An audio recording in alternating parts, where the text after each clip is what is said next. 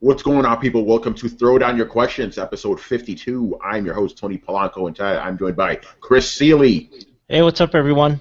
Brett Murdoch, Aloha. and joining us, I guess not exactly a special guest appearance because, Gary's one of the brothers, but Gary Swaby. Hey there, good to be back on the Throwdown. Yeah, I mean, it is special because you're on missing Throwdown. the pause there. Like, at least something. Come on, Yeah. fucking Gary's in the house, guys. Yeah. Not that we could hear you, but you should all be able to say, there we go. Fucking thank you. Yo, Gary, what you been up to, man? Not much, man. Just, doing a lot of coalition stuff behind the scenes and, just working, trying to survive, man. That's what it's all about. Oh, hold on a second. I'm getting a call by Manny. Let's take this live on the air. Oh, he just hung up. So Manny just... We're going to take oh, never mind. Oh, never mind. He hung up. He said he'll bust in. Okay. Manny's been kind of sick under the weather, so I figured that's why he's not here right now. And by the way, I'm just going to say this now. We're having a little bit of an echo issue on this episode, so please forgive that. We don't know what the fuck is causing it. I guess whoever's not talking, just mute yourselves or something, I guess. I don't know, because Google's stupid. Google's dumb. Let's just be honest. All right, we're going to do something a little different because Gary's actually here specifically because he wanted to talk about Konami and everything. So we're going to switch up the question order. We usually do it from, whoever posted it first, which is usually Final Stage Boss, like 99% of the time. But we're going to move up things. We're going to have Mr. Bob Beluga actually ask us the first question. Oh, by the way, Brett, he says he loved your response. Rage Brett equals best Brett. Brett, we can't hear you at all now. That's fantastic. Oh, you muted, Brett. Yeah, you're I like, actually muted myself. What's up? Yeah, I appreciate that. Thank you very much. Yeah, your ultra rant about the cloud, which was on point, by the way, people. Brett was 100% factual. He wasn't being an asshole. He wasn't being cocky. He wasn't being full of himself. He was just talking facts. He was just annoyed that you people keep believing this dumb bullshit about cloud, man. Stop with that stuff. Seriously, man. All right, so let's get into it. The first one: will Konami with Konami supposedly quitting console gaming, do you think they will sell off some of their IPs? If so, who would you want to purchase them? Yeah, man, like the shit hit the fan with Konami. We all knew they were gonna kind of come to this eventually, and they have. They said there are no more AAA console games from them. They're done. They're probably just gonna focus on fucking mobile now. So yeah, they're sitting on big IPs. They're sitting on Metal Gear. They're sitting on Castlevania. They're sitting on Silent Hills. So what's to be done with these IPs? Are they just going to be stupid and just hold on to them and not let anybody get these games? Maybe those give us mobile versions, the pachinko versions, or what? Chris, you and I were actually talking about this last night. So what do you think should be done with some of these IPs? Oh, I think if they were smart, if they were looking for money, then absolutely sell them.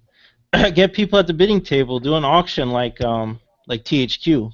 Only, I guess they're not going out of business, but it'd be smart because why would you sit on like Contra or Castlevania and make a pachinko or pinball or something? Like, what the fuck?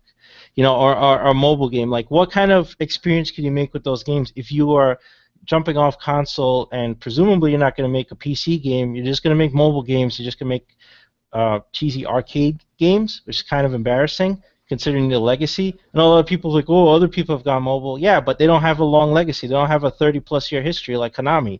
So we'd want to see them do something with those IPs, like Silent Hill. Honestly, what's the last good Silent Hill? 3? I don't remember. Like, Downforce, Yeah. Homecoming wasn't that good. Origins was pretty good. All right, I give them that. Origins was the last one, but come on, you could do something with that. We were going to get PT, and that was the biggest blue balls in gaming ever. So let's do something with it. Auction it off. Give it to a studio. Give it to somebody who could do horror. Give Castlevania to somebody else, man. You screwed up with Lords of Shadow, and if I hear like, oh, we're gonna make Castlevania fucking like drop pinball or something or some puzzle game, I'm gonna be like, what the fuck is this? They could do so much better. And after Metal Gear Solid 5, for them to just abandon consoles altogether is just melting my brain all the time, like, to think about it. Like, how epic that game is. Just to think that the next thing is fucking Silent Hill Pachinko, where we could have had PT, it just makes me so angry. So, yeah, like, the smart thing to do, they would get a ton of money. Like, I'm sure other studios and publishers, EA, Activision, all these guys will be busting down their door to get some of those IPs, man, with some of that legacy. Yeah, So yeah, dude. Yeah. that's my answer. Like, yeah, if you're smart, sell some of that shit off. You can keep Choo Choo Rocket, whatever the fuck you own that could go mobile. I don't even know. Is Choo Choo Rocket Sega? We Like say whatever. yes. Escape. Keep that shit. You know. Sell the Here's other what I stuff off. say. We already had a really awesome Castlevania game this year. It just wasn't called Castlevania. It was Bloodborne. So you give Castlevania to From Software, let them do this shit right. You know, you give Metal Gear. See, this is a good question. Who should get Metal Gear? Because you need a heavy company to do this stuff. It can't be some side company. It got to be one of the big ones. You know. Hmm. Well, you know what? It's kind of ironic because who else makes a big stealth tactical espionage game? That's Ubisoft, right? Yeah, so That's I know Splinter people are going to be Cell. mad. Oh, you're going to give them to Ubisoft, but dude, they do Splinter Cell, and Splinter Cell is arguably as good as Metal Gear as far as like mechanics go. I would say give Ubisoft. They should take. Imagine Kojima at Ubisoft. Like they'll probably let this man do whatever he wanted, and that's the thing I want to bring up too. Whatever company Kojima goes to, if he decides to go to another company, they're going to give him carte blanche. It's like, do your thing, bro. Do your thing. Imagine. My mind just exploded right now. Imagine if Sony bought Metal Gear. Oh, that'd be nuts. And they let him do whatever he wanted. Yeah. People would go insane. You think the console war is bad now? Oh, They probably man. make him an exec or something over there in Sony Japan or something. Yeah, exactly. But Gary, what do you think about this whole Konami situation, and what games would you like to see other companies take? I definitely think they should sell some of their IPs. I mean, it makes sense because, if they're not going to use them, then they're just sitting on money basically right there. So I definitely think they should sell off some of them. As for who I want them to be sold to, I always said my ideal scenario would be for Metal Gear Solid to go to Square Enix, just because I want to keep it within that Japan eco, and obviously I'd want Kojima to go over there and head that off as well. So that would be awesome because Square Enix are expanding anyway. They're doing a lot more besides just JRPGs now. So I think it would be a great fit for them to take on something like Metal Gear or even Castlevania. So Man, I think I'm going to switch my answer. I like what you said, Gary. That makes perfect sense. You get Square Enix because it's still Japanese, but at the same time, Square Enix is very global-minded. They're thinking about the West and everything, and Kojima brings that. So yeah, you know what? I'm switching my answer. I'm going with that one. They should. Yeah. Manny is here. And he Hello. lives. Oh shit. Sorry, I was playing Mission 12. Oh no! By the way, I just got an S rank on that shit today, man. It's funny. I underestimated how long it would be. I was like, oh, okay, I'll just sneak into base and get. No. Yeah, but Manny, since you're here, we're talking about the whole Konami situation, right? And the question is basically, and I'll just give it to you again, with Konami supposedly quitting console gaming, do you think they will sell off some of their IPs? And if so, who would you want to purchase them? Gary just gave the perfect answer. He goes, Square Enix should purchase that shit, man. It's a couple of different things. In the past, I would have said Capcom. I meant, yeah, Capcom. But yeah, this in is the not past. this is not the 90s. Let's see. What would I say? I wouldn't say that any one company. I mean, if Sony was smart, they should pick them up. But Yeah. who knows? Because Sony seems to do a lot better with their franchises than a certain Konami. I mean, all of their franchises at least have some sort of shine, even now in the next gen. I mean, with the exception of Jack and Daxter, But Ratchet and Clank is getting new games. Uncharted's getting new games. They're even resurrecting some old ones. So I would go with. Actually, I would say Namco or Sony. Don't you think Namco's kind of small though? For like what a game like Metal Gear needs. I don't know. I mean, because they have Bandai, and Bandai's a pretty huge company. So Yeah, Bandai Namco, yeah. So I mean, they're pretty big in Japan. I mean, to be honest, I would want a Japanese company to actually own the franchise rather than some random Western company. Yeah, that makes sense to me. But yeah. I only wouldn't choose Namco Bandai because they like to put paywalls and DLC in their stuff. Like imagine a Metal Gear where you could buy guns or buy anything off the store. Did anybody play the last Ace Combat? That was a travesty. You had to buy fuel to keep playing and all this stuff. It was embarrassing. Like I was pretty pissed off. That sucks. Brett, do you have any thoughts, or you not care? I'm trying to think of all of the Konami games, and I'm having trouble coming up with a comprehensive list. But I would say that I think Metal Gear almost ought to be taken on by Naughty Dog. That would be interesting. That would be interesting too. But then that would be Sony grabbing it. I mean, yeah. I guess I'm just trying to be a little bit more specific.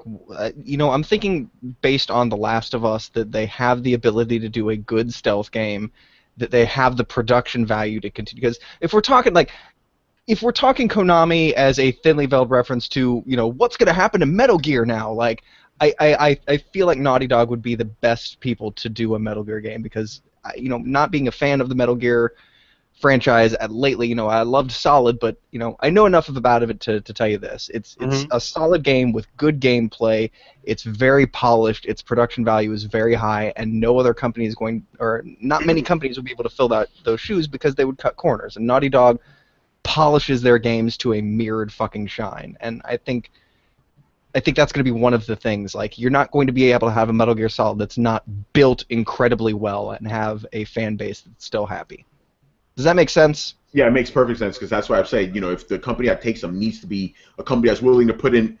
This game costs $80 million to make. You need that kind of juice in there, to make a big Metal Gear game. So yeah, it would have to be them, or, Sony, or like Gary said, Square Enix. Because look at Tomb Raider, look at Deus Ex. These are high production games. They could definitely pull that off. My only fear is Square Enix doesn't seem to be doing that great lately itself. It seems to need to innovate, and I'm afraid that giving them more IPs that they could just rehash would just be enabling them, for lack of a better term. But they're doing good with those quote-unquote titles, though. Like, Tomb Raider sold really well, Hitman sold really well, Deus Ex sold really well. People like those games, so Square Enix isn't in a bad position. They're trying to branch off, and not just do JRPGs. They're trying to do a bunch of.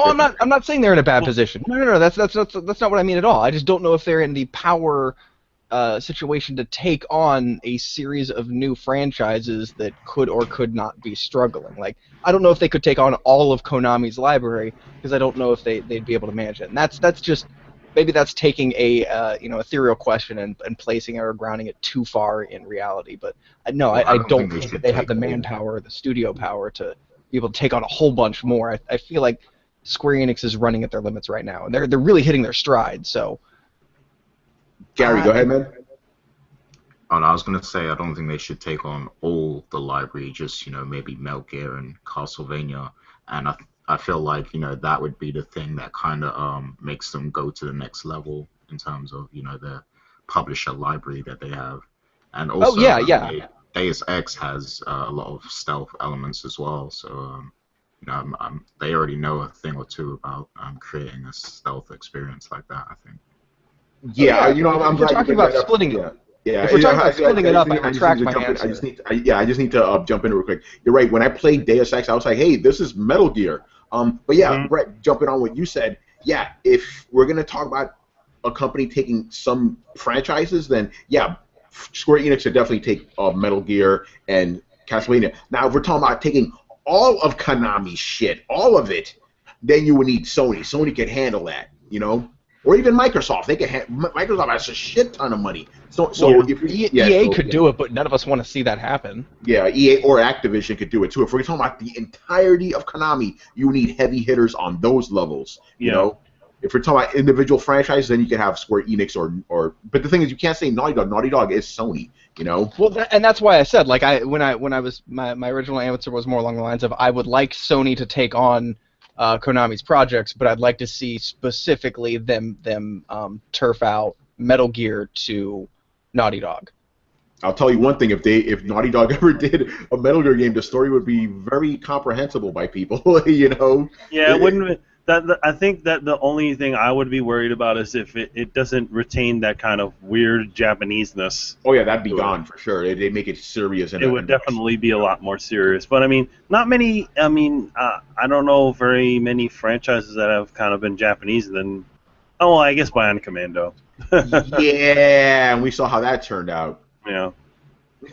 I mean, they did I mean, I know some people didn't like it, but I thought they did a great job, with Americanizing Devil May Cry, because I thought that was better than the original. But that was just me. I'm like the only guy that likes that fucking game.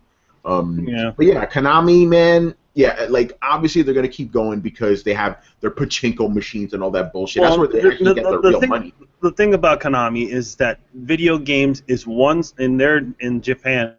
Video games is one small portion of a larger, crazy-sized company that makes a shitload of things.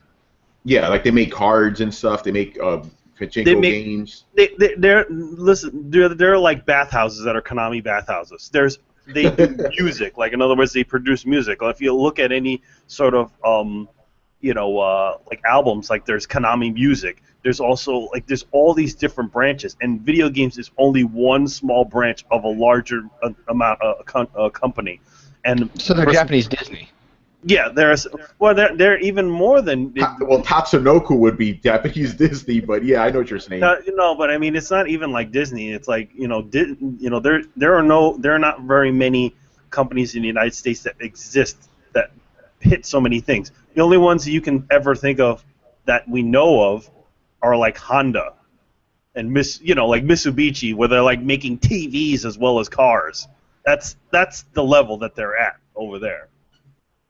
So they're like, hey, we make gambling machines, we make all this other stuff. But in the United States, in the West, most companies stick to whatever they do. It's like, oh, okay, Honda makes cars over here, or GM makes cars, stuff like that. So, and I think the part of what happened is that, maybe their video games division is not making as much as they want it to make, or at least the new guy wants it to make. Or maybe he doesn't even like video games. Who even knows? Maybe he's like such an old fogey that he can't even understand video games. Like, what's this video game thing? I know what pachinko machines and gambling machines are. And he sounds like a Japanese Stan Lee. Yeah. What are these moving picture games? Oh man! All right, moving on to the next question here. Is it safe to say that JRPGs are back in full swing? Interesting question, because JRPGs never went anywhere. they've never gone anywhere. Like they've always been around. They just went to not mobile, up to handhelds. That's where most JRPGs went. But now it seems like they're coming back on consoles again, big time. Especially with Tokyo Game Show showed us. So. What do we think? I think they're kind of making a little bit more of a resurgence for sure on consoles. I think maybe there's quite a bit of different factors with this one. The new PlayStation is, unfortunately, can't say very much about Xbox. It's not a lot of those games are even going to be coming to Xbox, but PlayStation is very easy to develop for. Even Xbox is easy to develop for. So I'm thinking that's the kind of what they've been looking for. When you have to spend so much time to kind of creating these sorts of games, you probably have to, it's all the kinds of money and stuff that had to go into it. But maybe development costs to make a mid-level RPG is a lot cheaper now. I don't know. Yeah, but I mean, I think more high-budget ones are coming. We saw from the TGS one. Well, I mean, there's a couple. I felt like there was a lot more mid-level RPGs in there, and then there's heavy hitter-looking ones, but. I think they have it to a point where maybe they can start. They're just making these ones that are not. They're not the Dragon Quest or Final Fantasy. So, even though we are getting those. Yes, we are getting those, but I mean, I think that's maybe part of it. Maybe it's a lot cheaper to develop these things for. But then also, the fact that you know, the PlayStation is also doing well in the United States, and they got all these Japanese companies making these RPGs we probably would never see. You know, so they're like, all right, let's bring it over. All right, Gary, I know you got some thoughts on this. What do you think about JRPGs? Are they making a resurgence or what? Yeah, definitely, and it's a great thing because I know last generation with the PS3 and everything, there was a while where there really wasn't any JRPGs being released, and then Ni No Kuni was like the last one I remember coming out, and they're making another one, I think, so that would be cool. But yeah, as for this gen, I mean, you got Dragon Quest coming, you got Persona, you got Final Fantasies, and they showed a lot at TGS. So, you know, I'm excited, and I'm actually trying to get back into JRPGs now as well. Thanks to Riku, who recommended, you know, a couple JRPGs to check out on the Vita. So, yeah, I'm definitely gonna get those, and then get back into the whole JRPG thing because I feel like it's a genre that was missing in the mainstream for a long time. So I'm excited. By the way, I find it interesting that it's Riku that got you back, or I wanted to go back into our JRPGs because he was never a big fan, you know, when I first met him. Now he's getting into them, so that's pretty cool, you know. But yeah, Vita, man, Vita. If you want JRPGs, man, Vita has you like on lock, man. You're good there, you know. Yeah, man. All right. As well. Yeah, for sure. Chris, what do you say? I think so. I think Manny made a good point. There's a lot of stuff that we didn't see before because they weren't willing to port it over. And I think now that there's such a surge of PS4 in the States that we're going to see more of these JRPGs that we didn't see before or weren't being ported. Then now we're going to get them ported over, right? And also, PS4 is now king of the hill, undisputed. And a lot of stuff was going over to Nintendo, right? A lot of stuff was going to DS, like you said, it's going portable. Now it's coming back. So that's why we're seeing more stuff on the console. Nintendo's not doing so hot. Don't know if anybody's paid attention, but now, yeah, and you know, you could just make bigger, better games on PlayStation. So and Xbox, but PlayStation is holding the reins of that, and a lot of Japanese developers, hey, they're JRPGs. What are they going to do? They're going to develop for PlayStation. So a lot of that stuff is coming back to the console mainly because of those factors. Sony's surging here. Nintendo's not doing so hot, so the pendulum's swinging the other way. That stuff went portable. It's coming right back over to consoles. Yeah, I didn't think about it like that because you're right. Last gen, I guess Nintendo had the majority of them. You know, now a little different. You know. Yeah. I like the way you said to consoles. Like hey. the Wii U isn't a console. Yeah, by the way, Manny, is that your fan in the background? What the fuck is that? Probably my fan. Yeah, I guess just keep yourself. We're having some weird echo issues tonight, so I guess just keep yourself muted when not talking. I turned it down. That's yeah, Brett. Any thoughts on JRPGs making a comeback? Real quick, I think with I want to throw on what Chris said on the Nintendo thing. Isn't it also cheaper to develop for the PlayStation at this point, if for no other reason than you don't need to optimize your game quite as much? Oh, yeah, pretty much. When you know, developing on those systems, like versus on here, you want that fidelity and stuff. So, yeah, I assume so. I assume it's probably a lot easier to develop for. Sony probably gives a lot more support to developers than Nintendo does. Nintendo's notorious at not giving third-party guys a lot of support, especially when it comes to localization. That's why a lot of Western guys complained about Wii U development because a lot of the turnaround time for some of the localization, even some basic help, took weeks, right? And that's just wasted money. In Japan, obviously, there's not the language barrier, but there's still the lack of support, you know. So that's killer for anyone else. I'm sure Sony and Microsoft have great support for their third parties, whereas Nintendo doesn't quite have that. Awesome. I think that's important because I think that Nintendo was kind of the last bastion to a certain extent of RPGs. Yeah, they were on the Vita, and Sony and RPGs, especially Japanese RPGs, have always been homies, but to a certain extent there was a mass exodus after, I want to say, probably the PS1. Like, the PS1 just had RPGs out the ass, and the PS2 not quite so much, and that's right about the time that Nintendo was really hitting in there. It was still competing. And since then, RPGs kind of went with Nintendo for the most part. They kind of went underground. They kind of went niche. And now that Nintendo isn't really giving these things an avenue to market anymore, they're trying to find other avenues there. And this is just as there's a market resurgence in terms of interest in these types of games. Now, I can't necessarily say why that is. Partially, I think it's, they're big on the Vita because the Vita has the technical limitations that a lot of older systems did, and the answer a lot of older systems had was, well, let's do a turn-based game. So I think part of it is the resurgence, and I hate to say this, of Oh, Brett, so you know, a lot of these RPGs that are coming out now are actually not turn-based. They're actually live action RPGs. They're just Yeah, JRPGs, I know. Yeah. Well, I'm going somewhere with this, and I'm going there very clumsily. And I guess what it is you have interest reignited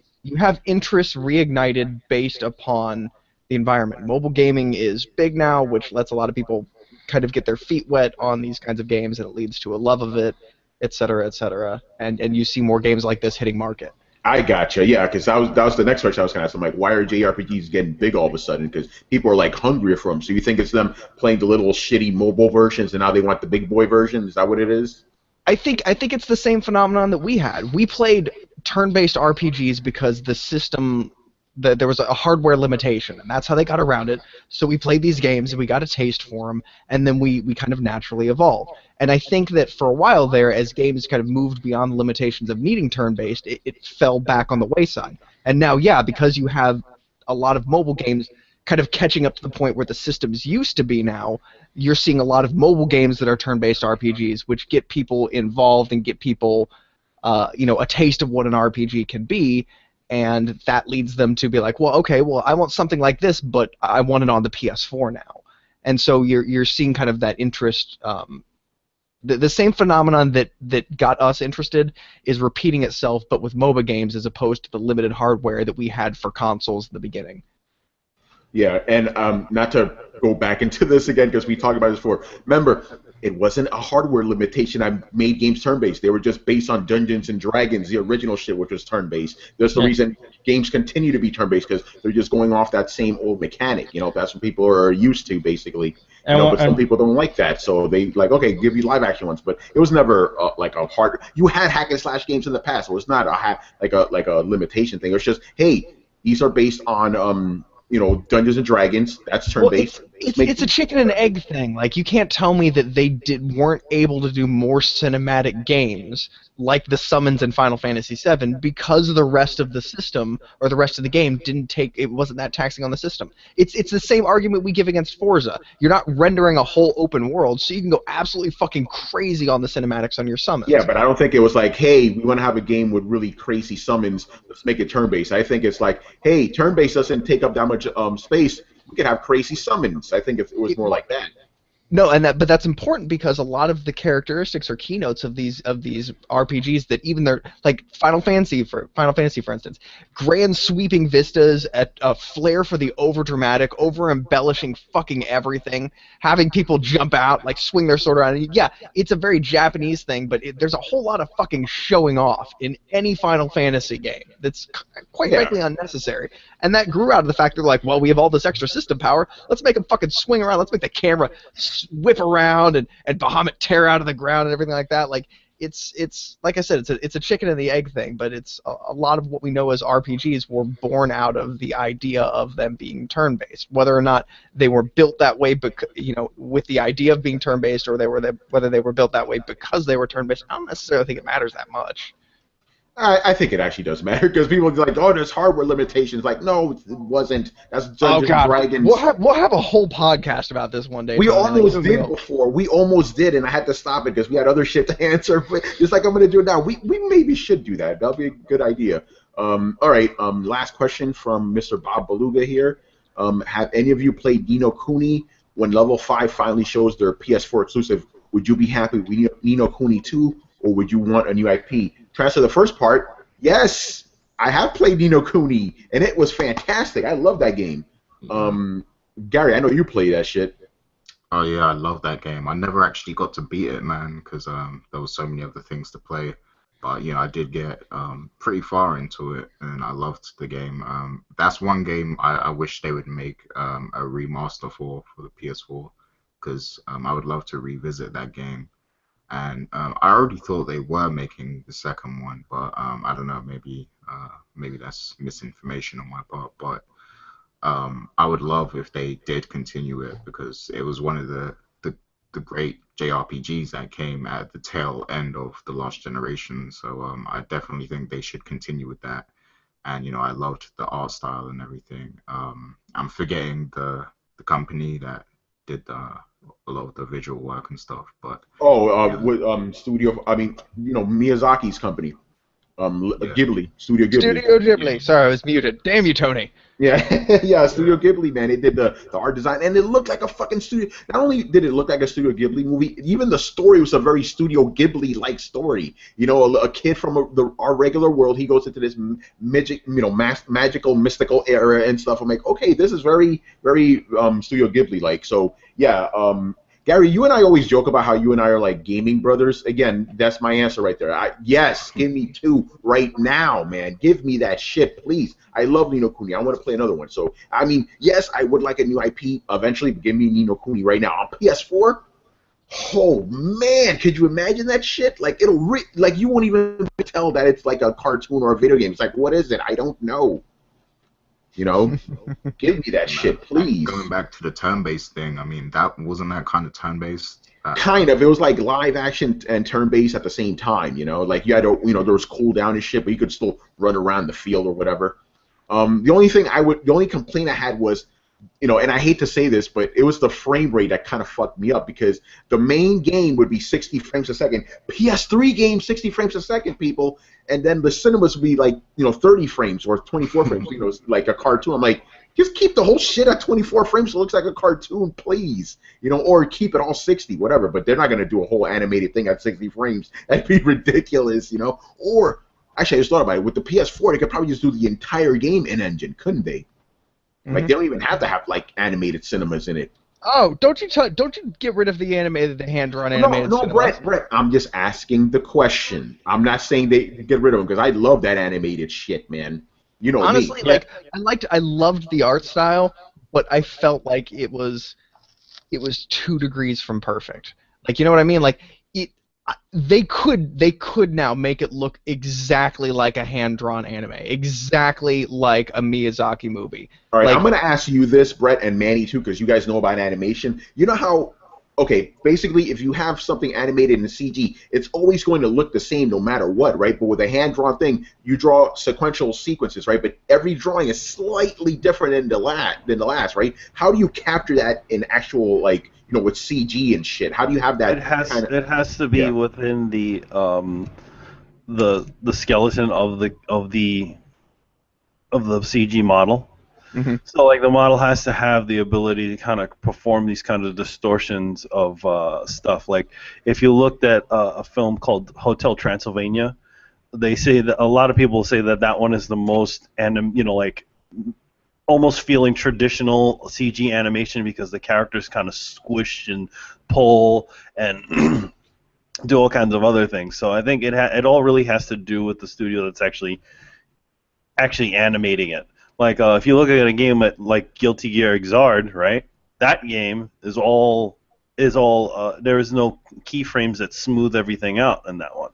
So each frame is posed in that, like almost like like normal animation, like normal 2D animation. So that's probably what has to be done. Like when they do a walk cycle for the character, they probably have to they probably have to use an animator from Ghibli to do the animation initially, so that they can clone it to try to get the same feel. Yeah. Hey, Chris, what about you? Because I know you know both about these worlds, the technical and the art stuff. How would you actually get that done? Well, I would think that the systems are definitely powerful enough to just do an in-engine, cinematic. It'd just be clever camera shots and stuff to like pull in and out. Like, look at The Order, right? Look at what they were able to do with that, and that was all 100% engine, doing all of those cutscenes. They could make it very cinematic, and it pulled out, and you were playing that, right? So imagine that just like clever cell shading and good lighting and stuff, you can make the same thing work. I wouldn't, not to take away anything from like hand animating or anything like that, but I think we're at a state now that you could do it like 100% with the game engine and just some clever editing. Well, I Yeah, mean, I mean that's the I think thing. it also has to do with like it has to do with also internally. Like if they're so used to animating things via keyframes, which automatically fills in the in-betweens, you get that kind of fake look. What they would have to do is essentially have to repose everything so that it works like animation, like 2D animation. Because a lot of things in 2D animation, what happens is like sometimes they'll skip frames. But when you do start doing keyframing, it'll try to fill in those blank frames. Well, you don't need to do keyframing. You just use math to do all of that. Or It would all be calculations. You'd have bones and skeletons and just do calculations to do it. I would just do it all with code. You wouldn't do it with keyframes or anything the like thing that. is that you do, a lot of times what happens with code, you get stuff like a lot of the CG stuff, the CG 2D stuff that comes out from Japan, which almost looks like they pulled down the frame rate for some reason. Yeah, That's not necessarily, because you have the computation power now to do stuff better. Like when they render water or anything now in these movies, that's all calculations. All that water animation. I'm not saying to animate everything. I mean, of course, a lot of stuff can be definitely left to physics engines and stuff like that. But as far as character animation, they should be left to the artist to do, rather than. I don't agree. I think you can do that with a lot of mathematics and stuff. You have to be very careful with how you do it, but you could do it. Yeah, all technical stuff, but yeah, either way, part of it is give me Ni No Kuni 2 right now. Yeah, go ahead, man. I want to throw in here real quick.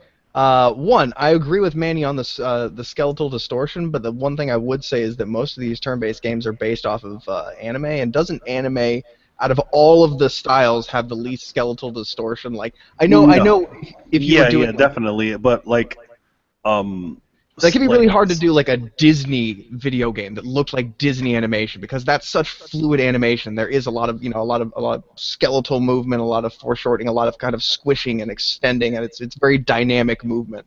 Here's the thing, though. I mean, this is a Studio Ghibli movie, which kind of has those Disney distortions going on in it. Understand? It kind of does, and like I like where Manny's going, where the idea where you could have like a certain skeletal framework that had a certain amount of give based upon I think there's a middle ground there, based upon the velocity at which the character is moving, you distort the skeletal structure basically this much, and then you distort the underpinnings or the overpinnings on top of the skeletal structure, and then you freeform physics cloth effects over that. What I don't think they need to do is the same kind of cel-shaded approach that they keep doing, because I think it makes things look super fake. I think also a good example is Guilty Gear Xrd. All of those frames were done by an animator. They're not using any keyframes. They're not doing any of that stuff. And the reason why it looks as good as it does is because they specifically went in there and purposely made these decisions rather than letting an algorithm make those decisions. I think that's it. There's a certain amount of artistic license, and that's my argument when everybody says, do you think artists will ever be replaced by computers? To a certain extent, but there's artistic license, there's dynamics. Like, Manny may be able to explain to you way better than me, but if anybody here has watched Knights of Sidonia, personally, I cannot watch that shit because it just went off the rails in its animation. It looks like a video game. The biggest problem I've had with that is, again, it's not. Everything is being done, everything is being done via keyframes. So then what they're due to kind of compensate for that is they lower the frame rate. And then when you artificially lower a frame rate like that, it gives it that weird, almost, you see it in video games sometimes where for some reason the frame rate looks off to you. A lot of times what happens in animation, sometimes they'll increase frames and they'll lower frames. In other words, when somebody's punching, what they'll do is they'll increase, they'll increase the amount of frames at the end of the punch and at the beginning of the punch, and then in the middle of the punch, it'll just be like a blur pass, or it'll be something like a just one frame of animation like shown. Oh, I love that. But the thing is that a lot of times, but when you do stuff like that, where it's like CG trying to be animation, what it does is that it evenly does everything. Yeah, it's kind of like the. I mean, it's the same way that if you buy any of those high refresh rate TVs, it tends to make things look really weird and fake, and it tends to make anime look really kind of weird. It makes anime because it's trying to whatever algorithm that creates that motion flow also is trying to fill in the spaces of the animation, but it can't do it so well. Sometimes it looks overly smooth, and then sometimes it looks weird and janky at the same time. Well, this everything you guys have been talking about just comes down to physics and equations, right? So it just hasn't been done well, but that doesn't mean it can't be done well. You know? I agree. Well, it's all based off of physics, and physics is a series of set principles that always react. So if you could get complicated enough with the math, you could build all that you'd have to pretty much build a set of physics for this animation to happen in. But I mean, doesn't Pixar damn near do that with, like, Brave and the chick's hair? Like, they did that, and that was a huge thing where they had to render each hair individually and then set it against gravity and velocity and motion and things like that. But I mean, it's not theoretically impossible. It's just hugely difficult. Am I right?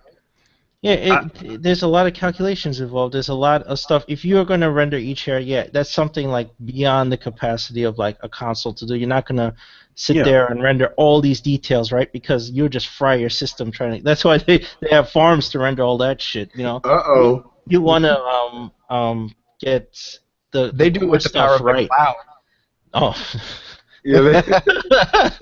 Oh man! All right, let's move on, guys. We could do a whole podcast just on this, but what was that? We're getting all these questions that literally go on into these really great conversations. All right, don't worry. We're about to get into traditional stuff now. All right, thanks for the question, by the way, guys. Yeah, good questions. Yeah, that was great. All right, Mr. Final Stage Boss asking his typical type of questions here. All right, with the original God of War 3 scored at 92 on Metacritic, but the remaster God of War 3 scored at 81, and PlayStation fans didn't give a damn. Meanwhile, the original Gears of War scored at 94, while the remastered Gears of War scored at 82, and Xbox fans lost their minds and cried media bias and wanted to boycott websites. Why is this? Because Xbox fans don't understand the concept of raising the bar? Yeah, I think that's a good answer. I think it's the same thing with a certain industry veteran saying that it's running at a full 1080p 60 frames a second, and I said, well, it's a decade-old game, so it'd be embarrassing on the next-gen console that it didn't. The things you don't understand, and honestly, like, it's a different flavor. It's like you're rating an old game against new standards, and it's like, hey, it didn't score as high. Big deal. If you loved it originally, you're gonna love it still.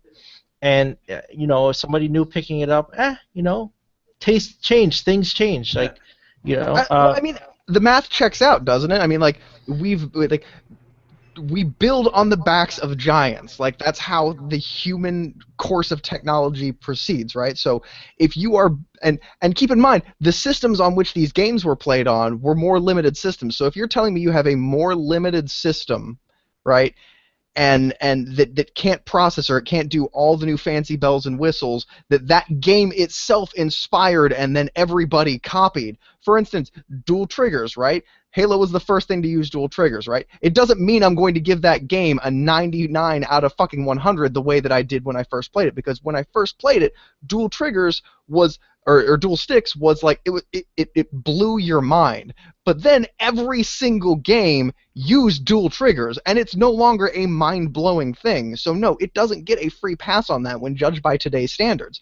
And I'm not going to judge it by today's standards unless you re-fucking release it today. And then if you do, I'm going to judge it by today's standards, which most likely, if it was an industry-changing game or a great game that got above 90%, it's had things that have had the shit replicated out of it. They've ironed out all the little wrinkles that you yourself didn't iron on their first pass. They've refined it, and they've made it better.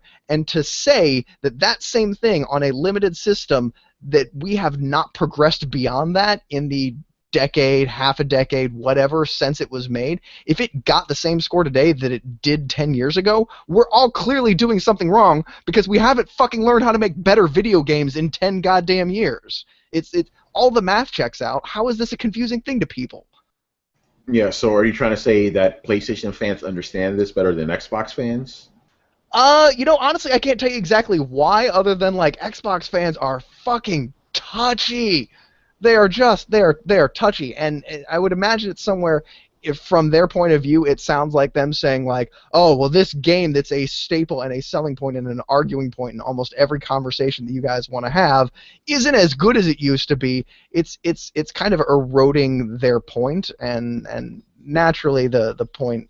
It's a human reaction at that point to get a little upset, but it doesn't make a whole lot of sense other than, I don't know. I don't know why it doesn't make a whole lot of sense. It just doesn't make a whole lot of fucking sense. It's weird. Gary, what do you think about all this, man? Why didn't people complain about God of War 3, but they complain about Gears of War? See, with remasters, it's a very weird thing because, if they remaster a game, but then, they don't do much to it besides just touch it up a little graphically, like, what would you rate that? Would you rate it the same? Would you rate it higher? But then, with these games like God of War and Gears, they actually put in some kind of work on the game. So I guess the expectation is higher because, you'd expect the game to be better than it was before, kind of thing. So you have, like, the reviewer has to factor in that as well, the fact that they actually did more work on the game to enhance it for, the new technology. And if they don't follow through completely with that, then, obviously it's going to get marked down a little bit because they could have did more to, make it even better and make it the best version of that game. So there's things like that to factor in as well. Like, you can't just give Gears a 90 whatever percent or score or whatever just because it was such a big deal back in the day. Because I do remember when the game first came out, like, that was the game where you knew it was a new generation kind of thing, like, because the graphics were so crazy back then. But now it's like new standards, and they did all this work on the game, and if it's if the reviewers feel like there could have been more done, or it's not as good as it should be considering, then hey, I mean, that's their score at the end of the day. And I mean, if you enjoy the game, who cares anyway? You're gonna play it anyway. So I mean, people just need to chill with that. Yeah, I think you hit it on the head right there. It's like, guys, if you like the game, why do you care what the scores were? Seriously, how does that affect your enjoyment of the game? Who Maybe they cares? just ought to put in the review, like, if you've played this game before, add plus 10 to the score for nostalgia value, because everybody knows you see things that you loved and used to love, like, through rose-colored goggles. Yeah. Like, so that's going to be a kind of natural thing, and going back and revisiting a game you loved is always an awesome experience, but I think the difference is everybody kind of figures that goes without saying, right? Like, if I go back and play KOTOR, it's because I loved KOTOR. It's not because it's as good objectively a game now compared to today's standards as it was back then, but I'm reliving how it was back then. I'm not so much playing it now. I'm jumping into the skin of my 16-year-old self and playing one of my favorite RPGs of all time. It's a different thing. Like, I can go back and play Fallout 2 at this point, and it's not going to be as good as Wasteland 2. The new game that's very much a top-down RTS isometric Wasteland type game. But I love Fallout 2. And so will I tell you Fallout 2 is a better game? Yeah, in my book. Will I tell you it's objectively a better game if you've never played either before? No, probably not. You'll probably like Wasteland 2 better. But Yeah. it's that's kind of the thing. It's Wasteland or Fallout isn't a better game by today's standards, but I still feel like it was a better game in context. And I think that's one thing that we all need to, if we're going to have these discussions and get really heated about them, we need to kind of make the differentiation like, whoa, okay, are we talking, how good was the game when it came out? How good is the game right now? Are we comparing Halo 1 when it first came out to Gears of War when it first came out? Or are we talking about, if we went back and played both of them today? people just kind of assume that the underpinnings of an argument favor their personal argument, and then they'll take the time to stop and be like, "Are we talking about the same thing?" Yeah, I think that's what's going on with remaster games. It's like two different conversations. Like, do you talk about the game in a historical, nostalgic context, or do you talk about it in a modern context? There's always that weird thing to balance and stuff. But again, with the question, I know why you asked it, Final Stage Boss. I know why you asked it, but it is an interesting thing because I didn't hear any outcry. God of War 3 got a really high score back in the day. Why didn't you give it a high score? No one talked about that shit. But with Gears of War, they were boycotting GameSpot because they gave it a lower score. They called Jeff Gerstmann a hypocrite because he was. Like Jeff Gerstmann. You want to know what's fascinating about this too? Yeah. The original Gears of War was there was a further gap between when the original Gears of War was released and the remaster was released. Like the remaster for God of War 3 was released almost like right after God of War 3, pretty much in for all intents and purposes. Gears of War was forever before they made a remaster. So essentially, you're comparing today's standards to how long ago was? It's like 9 years. Yeah, you're looking at a 9-year-old game. God of War 3 is 5 years old, so a 5-year-old game compared to a 9-year-old game. Come on, man. You would think that the people who are on the side of the 9-year-old game would understand more that the game has a depreciated score because it's been 9 years. But they understand less for some reason. It makes no sense to me. Like I keep trying to figure it out, but a wild Rachel. Can Final Stage Boss kill us? Maybe. I want to hear his name. Final Stage Boss. What's your answer? It's weird. Xbox. I think you're right, bro. Xbox fans are very touchy, especially this generation. Jeez, man. Like we said this many times. When we say anything negative about Sony, no one gives a shit. Say any little thing about Xbox, they get on our fucking asses, man. So, you guys are a little bit touchy over there. Come on, Xbox guys, just play your fucking shit. I hate to put it like this, but I'm just going to go ahead because I'm already fucking guilty. Do PlayStation fans, have they just cornered Xbox fans into a corner, and Xbox fans are just defensively lashing out with like, well, it's got the cloud, they'll ramp up, they'll give it more RAM via the internet, and they're going to come out with a game that relies entirely on cloud computing and Forza and Gears of War, and like anytime you're like that doesn't count, they get really upset because they're running out of things to pull out of their bag. Like it and I know that sounds incredibly derogatory, but I just mean that in the sense of like, does it really need to be a competition? Like, do we? Again, I know we say this every show, but can't we all just play video games, man? No, we have to. Like I was just telling Tony today, and here it is, your weekly sense of here's why Xbox is better this week. We're just talking about PlayStation Plus and their limitations because I'm having really weird problems downloading and playing games that I have downloaded before from PS Plus even after I renewed my subscription. It may be a bug, it may be an error, it may be a number of anythings, but the point still stands that I'm pissed that my buddy came over and I couldn't play PlayStation games yesterday. And quite frankly, I'm a little bit jealous of you Xbox fans because you get a free game, it's fucking yours forever. There's no licensing to fucking deal with. There's no subscription to fucking deal with. There's none of this shit. You get the game, you get the fucking game. And you know what? That's awesome. And I kind of wish that I had this because I'm getting really sick of dealing with all the licensing and the fucking restrictions and the I can play this game or I can't play this game because I didn't turn on my Vita to check in with a network connection before I fucking left the house, and surprise, it checks the date and it's like, oh, you haven't played your Vita in 3 weeks. That means all your games are probably expired because I don't know if you've played your or gone in your PS Plus. So now I'm out of the house, not able to play games on my PS Plus that I should have because I subscribe to a service, and I would be having this problem if I were on fucking Xbox, but nobody's going to hear me say that. Nope, they're going to hear the other shit you said before. And by the way, for you guys listening, please answer this for us. Like, what happens if you have PlayStation Plus, you downloaded free games on PlayStation Plus, you lapse, you're supposed to get your shit back if you resubscribe, right? Brett is not able to do this, so what the fuck's going on? I was talking to Chris about this, and we're just guessing you just have to call Sony so they could fix this for you because I just looked this up, right before we did the show. Brett, you're supposed to be able to download the games again. So the fact I'm that supposed you to be able to.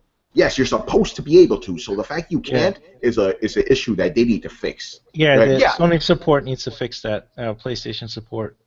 Yeah, which is, it's on the lesser end. Like, I could have been really pissed if I weren't actually able to play these games. So I'm counting my lucky stars that I still get to play these games, but it's a huge technical pain in the ass that shouldn't have fucking happened, and I lay that at the feet of Sony. I didn't get to play video games last night with my buddy because Sony fucked up, and that's the bottom line. And that pisses me off a little bit. Yeah, because you already had PlayStation Plus at this point. You know, Yeah. you were good to go. It's bullshit. Yeah, they fucked up. So, but no one's gonna hear us say Sony fucked up. No one's gonna hear that, of course.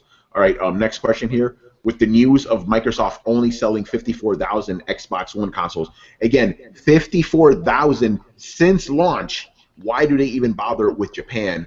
It's one of these things. You never know until you try, right? 54,000 consoles is better than no consoles.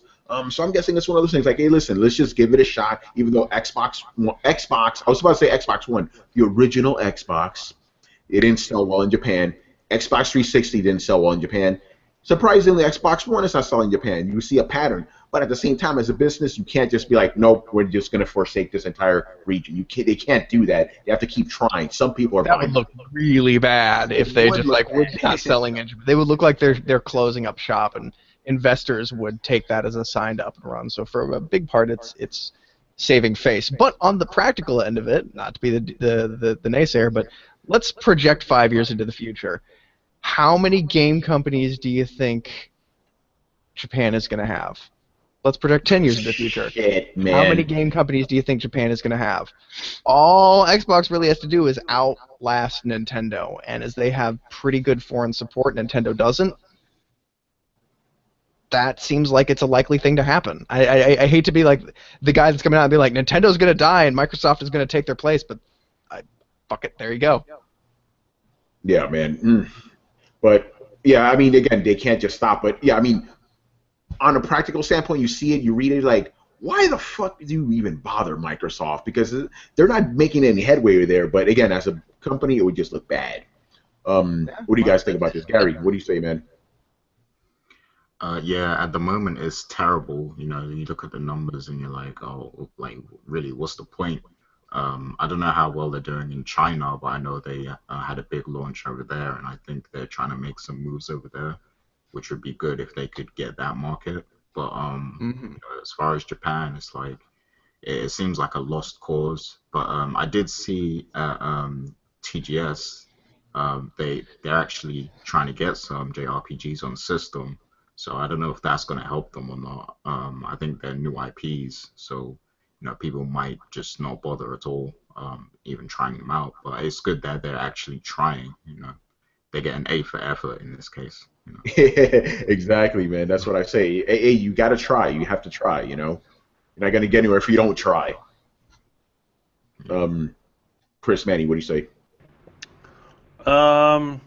Yeah, I mean, exactly. We can't get anywhere without trying. I mean, I don't think. I mean, in general, it is a market. So if they could get a little bit out of it, why not? You know. I think Microsoft has to continue to have a presence in Japan, hold it, and try to gain ground. And like Brett says, Nintendo doesn't look like they have too much of a future. And they're going to be right there. They're going to be right there to pick up the pieces if they can. So, holding on just for that. I mean, in the past, Microsoft has tried to attract the Japanese audiences by getting the former Final Fantasy creator to do a few games for it, and that was the first Xbox. So I mean, there's nothing to stop them from trying to do it this time around, but. Maybe they don't have the money to invest. I don't know. I also want to clarify, like, I'm not before people bombard me with really angry sentiments. Like, I know the Game Boy does really well. I'm not saying Nintendo is just going to evaporate and float off. I'm just saying, do you think that Nintendo? I don't think that Nintendo is going to be participating in the console market 10 years from now. I just don't see it being a thing. And I don't that's see going them participating 5 years from now, man. Like, yeah. seriously. Yeah, well, I'm trying not to be an extremist or a Chicken Little here. So like I'm trying to forecast conservatively and basically say that we all know that a market generally works well when there's not just one company dominating everything, when there's some sort of competition.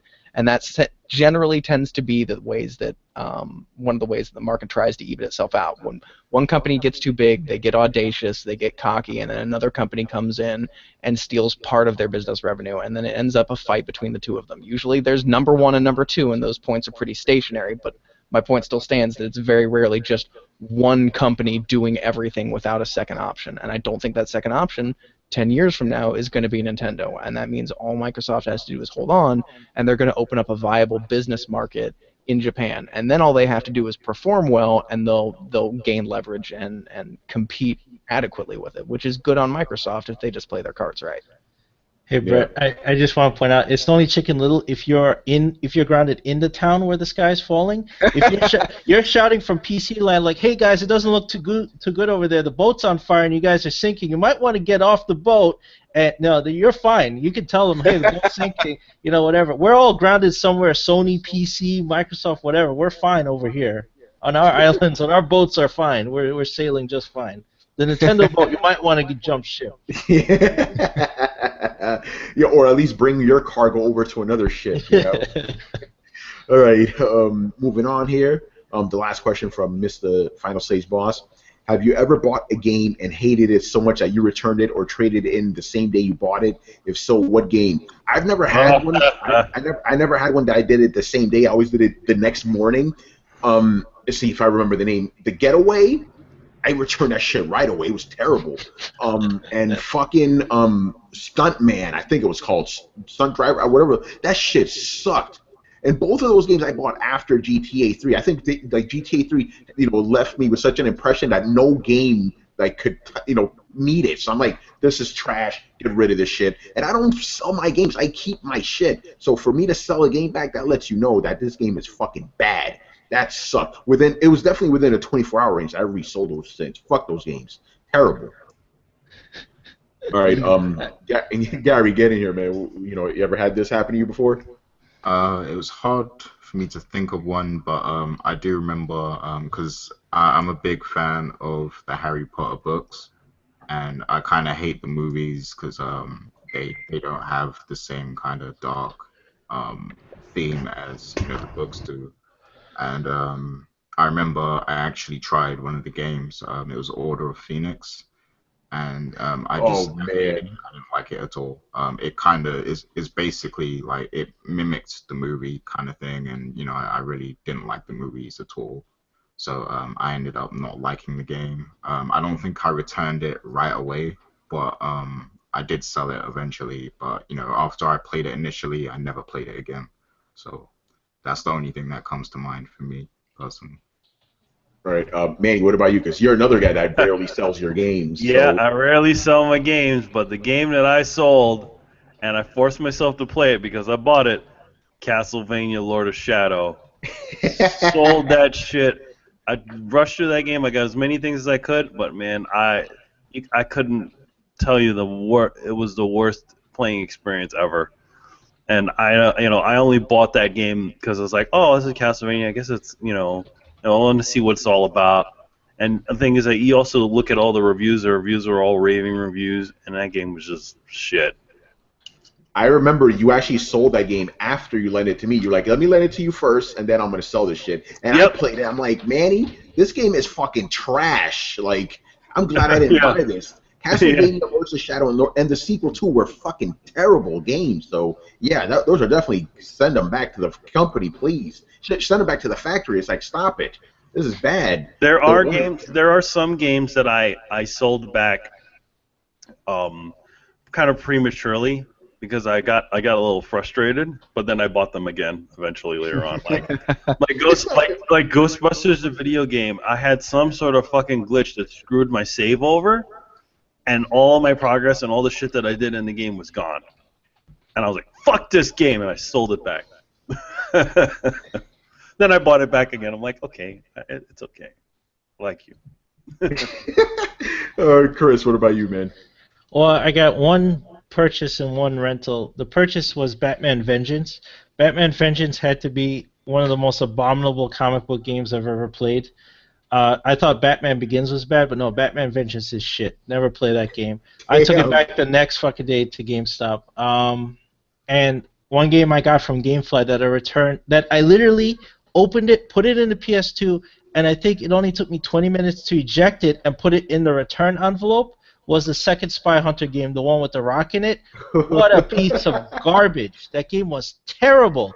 It was so bad, and I couldn't believe, like, I mean, just forget about ruining the mystique of the driver by making it the rock. Like, I didn't mind that, but everything about it, the driving and the foot missions were ass. They were terrible. I took that thing out of my house just not to have it in there and put it in the mailbox. Get this evil out of my house. Oh man, Brett, what about you, man? I have 3 that come to mind, all for different reasons. One of them is actually pretty embarrassing, so I'll start with that one. Chris, don't hate me, man. Demon Souls. It was Demon Souls, but I have a very good reason, and that was that my internet was out at the time, and I had no idea what I was getting into.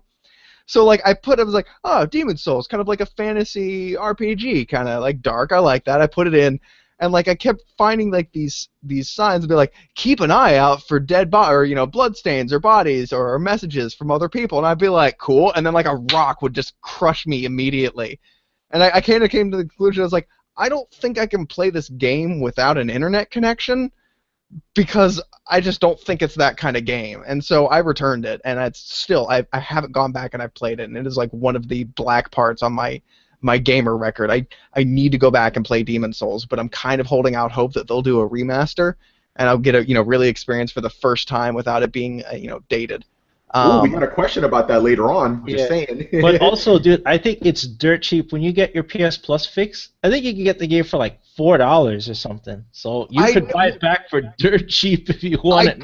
I could, and if I get a definitive they are not remastering it, then that is absolutely what I'll do. But there seems to be whispers, and there seems to be I'm not sure if it's just people wanting it or if it's going to happen. But I'm holding my cards close to my chest. I've got Bloodborne DLC coming, and then I've got Dark Souls 3, so I'll be cool. The Demon Souls is completely separate from the Dark Souls trilogy that storyline they're kind of building, so I'll be able to play Dark Souls 3 and then go back and play Demon Souls if I want, I'm pretty sure, and that'll be a fun experience. The other 2, because they were god awful, in order was Shadows of the Damned, because oh my god, I'm not sure if it was just the Shadows of the Damned sucked, dude. That game was annoyingly bad. Like, it was all up in your face with how bad it was, and like the dick jokes wore thin so fast. I mean, so fast, and like it got to a point where the game was like insulting, where like I was just playing it like 4 hours in, I was like, is this what they think of gamers? Like, is this what they think that I am? Like, I don't need any kind of tangible storyline or cohesiveness to the general experience. Just shoot demons in the head. Here's a dick joke. Pat on the head. Have a cookie. Now next on the next fucking level. Like, it was awful. No man, Suda 51 though. Oh god, I played that game for one night, and I put in a marathon session. Like, I got 4, 5, 6 hours into it, and I was like, yeah, this game is just not getting any better. In fact, it's actually getting worse. And the other one was Dante's Inferno, and that wasn't even so much because of the game being terrible, but the second cutscene, the second goddamn cutscene, I was like, I can't do this. I can't. This looks like it was drawn like by a 4-year-old. This is. I have literally never seen cinematic or animation this bad, I'm pretty sure, in my entire life. Like, some of the Adult Swim stuff is bad, but it's bad on purpose. It's not trying. And the terrible thing was, I Netflixed the Dante's Inferno anime, the companion anime that came along with it, and the anime wasn't bad. The animation style wasn't bad. So I was yelling at my TV, why didn't you just use the anime? Just use the anime. I would have been happier if you had been a cheap ass and just spliced cutscenes from the anime into your video game to just gloss over this. But no, I need to sit through this ratty ass pile of shit cutscene like at least once per level. At least. Like, no. Just no. You had a good idea, and then you failed it. You just face planted right out of the gate so hard with terrible art style that I can't do it. And I don't usually say that much. I need to talk about Dante's Inferno for a bit, because this is a game that's a perfect example of why you need to play the entire game to completion if you're going to review shit. If I would have played the first third of this game, I would have thought it was fucking incredible. Then I played the other 2/3, and it was just a repeat of the first third, but just worse. Game was shit. And then it's the thing, like Chris said, okay, it's another guy. Oh, I lost my wife. I'm angry now. It's like, Dante wasn't angry. Like, what the fuck? Like, why did you make him an action hero? That game was fucking terrible. The only cool thing about that game was, and I know this is gonna sound weird, I just like the fact that you get to fight Satan, and he has this gigantic fucking cock, and people didn't say anything about it. like no one said anything. Yet they complain about the tits in the game. Remember that shit? Why does she have 16 tits? Yet they have this massive, gigantic cock flopping around. No one said anything. It's hilarious, man. But that game was terrible. That game was shit, dude. I don't blame you. Fuck that game. As a matter of fact, what's worse? Let's do it right now. What's worse, Dante's Inferno or fucking Lords of Shadow? Ooh. You know what I think is hilarious is the final boss in both those games is exactly the same. Yet freaking Satan in Dante's Inferno is butt naked with his dick hanging out, and in Castlevania they were very careful to cover him up, even though he's supposed to be nude. You notice how he had fog? Yeah. Fog? Yeah, Dante's Inferno, like, fuck you, here's his dick. And it's bigger than you, Oh, man, terrible games. You're right, they're both Satan.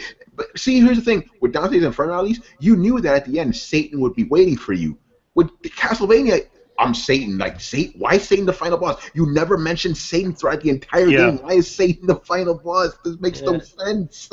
Well, and it was just the idea of the extension, like, well, there's demons, and Satan's the biggest demon, so if you're fighting demons, Satan? I guess. It's like, does not mention Satan once at all, or even hell. They don't mention any of that throughout the game. Then here's Satan, fight him. It's like, what? Really? Well, I'm talking about Castlevania or Lords of Shadow, because you said Castlevania. Yeah, Castlevania or Lords of Shadow. It's the same game. It's Castlevania or Lords of Shadow. Okay. No, I was actually, I'm sorry, I was speaking of Shadows of the Damned. I'm not sure. No. Well, that game was trash, too. Yeah. I'm not sure where I went off the rails on that one, but yes, I was speaking of Shadows of the Damned. Okay, we were talking about... I mean, no, don't get me wrong. Castlevania Lords of Shadow. You said Dante's Inferno. So I'm like, let's put them together. Two shitty games. Let's put Dante's Inferno versus Castlevania Lords of Shadow. Oh, okay. Your game, and I don't know. I think Castlevania is actually the shittier game, actually, because. Oh yeah, I think. Ooh, I don't. They're different. They're such. One is like runny green baby shit, and the other one is just like. Crusty, dried blood shits. Like they're completely different, but they're equally horrible. I'll point out something extra that there was an extra problem with Dante's Inferno. It was one of the games. You remember the leap year bug on the PS3? Yeah. It was completely unplayable on a leap day. You cannot play Dante's Inferno on PS3 on a leap day because if something with you get access to the calendar, it would completely lock up the game, so it was unplayable. So I think it gets an extra badge of shit for not accounting for leap years. Yeah, one of them is definitely like homeless tramp shit. Like I just don't know which one. Does Castlevania get bonus points for ruining a viable franchise? Is that a good thing? Well, I mean, if we're talking if this is a contest of who's the biggest asshole in the room, let's do this right. But that's like going, should we give Hitler points for killing 6 million people? It's like, no. No, I think that's more like saying, does Hitler get bonus points for having a douchebaggy little mustache? I mean, like, I know it's only icing on the cake, but he's clearly ripping off Charlie Chaplin, and and he got famous for it. It's a dick thing altogether. So like, yeah, it may be the cherry on top, but Hitler was also an asshole for having a crappy Charlie Chaplin mustache. Hey, I'm gonna say he's an asshole. Besides the fact that he murdered all those people, for ruining that mustache for everybody else afterwards. You can't have that mustache now. He fucked it up. Yeah. So, and this is in addition to Charlie Chaplin. To genocide. Even Charlie Chaplin, and he also fucked it up for anybody that wanted to be called Adolf. Like, no, you're called Charlie now. Fuck you. Oh, man. All right, we're getting off track as usual. Throw down, people. Throw down. Fern Gully.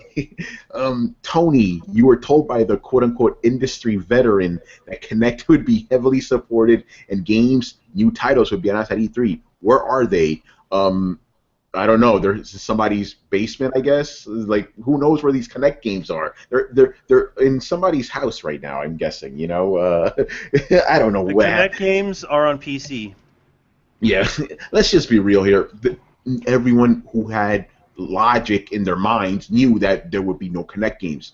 The shit didn't work for Microsoft. No one cared about Kinect, so no Kinect games were shown for obvious fucking reasons. Let's show real games instead. Let's not focus on this Kinect bullshit. No one cares. That's why you didn't see at E3. Now, yeah. The thing is, as amazing as the Kinect is and all the things that it does, I think it's kind of wasted tech. It is. I hate to say that. Actually, no, I'm going to say this just to balance shit out. It's like the Vita. Great tech, underutilized. That's what Kinect is. Great tech, underutilized. It's the same thing, you know. They could have done something way cooler, but they didn't. And no one, like I said, no one wants to be like, "Woo, let's do this." That's the Nintendo shit. No one cared about that. You saw how quickly that fad went away. So the Kinect thing was just trying to ride on that, but with better tech, obviously. They really should have not focused on the gaming part of Kinect. Focused more on the other aspects of it. I know people use those aspects now, like voice activation or whatever. But for $100 extra, it wasn't worth it. Yeah, and it really should have just not been included with it. But they had this whole ecosystem that they wanted to go with it. They're trying to sell you a whole ecosystem, like Chris says, or you have this camera that allows you to do all these things, and there might be some games for it. You can watch TV on it. It's one. Yeah, exactly. Wasn't the problem that they tried to force their consumers to buy a premium package and then promise that once everybody had this premium package, they would actually start producing content for it, as opposed to, I don't know, doing a more a la carte method where they could say, hey, here's a thing that we built. Look at all the cool stuff it does. It's only $100 more. Wouldn't you like to buy it? And this is after they tried the a la carte thing. It failed, and then went, we're going to force you to buy this. Trust us. Everything will be okay after you do. It already failed, and then it asked people to put faith in it. I would almost say, if I were talking directly to Microsoft when Kinect was being launched, you don't have the good graces and the trust of your consumer base. You're going to have to prove to people that this is a product that we need. And instead they went, no, we'll just force you to buy it. And then wonder why nobody bought into the system, and it's generally regarded with a modicum of hostility. Yeah, great point there. And they could have done more clever stuff. Like Tony said, nobody wants to wave their arms around and look like a jackass while playing games. That's the problem with Nintendo's fad. That's what killed motion controls, right? But they could have done more clever stuff. If you have such a high-powered camera and all these infrared sensors and everything, why not do something more clever? Why not do something like Eternal Darkness, where you could read the guy's face, know how scared he is, and alter the game based on that, and then still use a controller? They didn't think outside of waving your arms around and jumping around, using a lightsaber, all that stuff. Here's an idea, Chris. It registers your facial recognition, right? And it generally tends to tell when you're genuinely scared. And then it packages that information and sends it back to a server farm, a.k.a. the cloud, where it then processes it through an algorithm and sends a very simple code that would require not much bandwidth back to your computer or back to your system that would basically say, hey, jump scares scare this dude, enact program beta Z12, and it would augment the gameplay so that you get more jump scares. So you have a way that utilizes both the Kinect and the cloud in a way that actively affects your game experience. There's a big game plan. there's a certain game that actually did a lot of that sort of stuff, and it didn't involve using a camera. A certain PT. PT did that. That's true. It altered it. The way you played it was very different for everybody else. Depending on how you played, the game would adjust. That's what I was thinking of. But with the Kinect, you have a camera looking at you, right? So it can see you along with hear you. Like PT could just hear you if you have the you have the DualShock 4 microphone. It can only hear you, and I mean the Kinect can see you and hear you. Like that could be really immersive. But they only thought about the motion. They didn't think about all this other immersive stuff you could do with it. all this passive data it could collect and like Brett said, alter the game. That would have been a long game plan. They had a short game plan. It was motion controls. It didn't work. They dropped it like a hot potato. Like that's it. Yeah, exactly. Man, I was just about. Okay, you guys started talking about PT. Now I'm pissed off. Remember all that shit they did for PT? Like they had videos of people like reacting to it. Sony made this big push, and now none of that. Now, fuck. I just had to get that out of my chest. Fucking bullshit. All right. Next question here. A rather long one. There is a quote unquote. Real quick before we move on. Go ahead. What the fuck happened to Milo? Yeah, what happened to Milo? Like, who doesn't want an AI that they can talk to, that can read your facial expressions, your fucking heartbeat, and actually hold a conversation with you because it connects through the cloud to a network of, like, infinite fucking databasery so that it can actually hold a conversation with you? Who doesn't want a goddamn Cortana? They put it in Halo. They own the rights to it. They name other things Cortana. Why wasn't it a Connect thing? Why don't I come in and be like Cortana on? I fucking connect it to my house's electrical system for all I care. All my lights dim, my TV comes on, and a blue virtual assistant comes on and says, "Good evening, Brett. The weather is 74 degrees outside. There's a new episode of Breaking Bad. Would you like me to put it on?" And I go, "Fuck yeah!" And it goes, "Let me dim the lights for you a little bit." And it puts down the lights. It puts on my favorite show. Why didn't this happen? Why is it just flappy, wavy arms around, and everybody thinks that I'm the asshole who doesn't see the potential in said given technology? I think you did it all, man. Yeah, fantastic. Well, it would have been awesome if you had Cortana there, but then maybe people would wind up turning her off like Clippy. But dude, that would have, like I said, that would have been a long-term game plan where they had all that set. What did they start with first? They put Cortana in goddamn Windows Phone. Yeah, no one gives a shit about Windows Phone. Yeah, and then they ported it back, and then she's in Windows 10. It's like, okay, guys, why don't you put her where it would make sense in the Xbox, since that's where it started from, right? It started from Halo. It was a fictional character that's an AI. That would have made too much sense, right? But no, it had to be Siri for Microsoft. I just realized that Milo is essentially the evolution of Seaman. Remember that shit on Dreamcast? Yeah, pretty much. Oh my God, Seaman. That's what it was. It was awesome. That's what Milo was. The next gen version of Seaman. But no, we don't get that because people don't want us to have anything fun. Well, I loved my Seaman. I played with those guys every day after school. So I had to. Love it. I think the other thing about Milo is just that I think it was just a bunch of promises by Peter Molyneux. It was. I think for everybody who saw it, it was a very controlled situation, so that it can, there was only certain things it could do and certain things it couldn't do. So, and I definitely think it probably needed a lot more development than Lionhead Studio could probably put into it. And he kept on saying, "Oh, it was." Eventually, he started saying it was just a demo or something like that. So, if you're going to show us this demo, then why not show it to the public? I mean, you know what I mean? Man, yeah, you got to say that, but with his voice. I can't do it right now. I have a sore throat. It was just a demo. Everybody loves spending a bunch of money producing a tech demo that leads to actually no money creating software or opportunities and never gets introduced to the public or increases your reputation. Yeah, man. All right, let's move on because we got a ton of more questions to answer here. There is a quote-unquote keep quiet for a month sweepstakes that many are truly excited about. However, it seems new conditions are being added to the original rules. The 7 million by the end of the year requirement was NPD only, since we all know the bloody investors don't care about digital copies and bundles, a la Destiny supposedly selling more on Xbox One. What is the punishment for violating these rules, mate? I'm prophesizing right now in January when the NPDs drop, ones are going to turn pussy and go back out on the original terms and say, I'm not going to keep quiet because they didn't count the digital sales. When this time last year, others are claiming it a win for Xbox and said Destiny sold more on Xbox One, totally keeping NPDs as they sole records to go on. So why change consistency? Yeah, this is about other things, little ultimatum that if Halo doesn't sell 7 million copies by the end of the year, he's going to be quiet, but apparently he's changing the rules or something. I don't know. We'll figure out an appropriate punishment, I guess. Not much to say about that until it actually happens. But again, Halo ain't selling 7 million copies in America alone this year. That's fucking ridiculous. The most insane, asinine thing I've heard ever. Come on now. All right, last question here.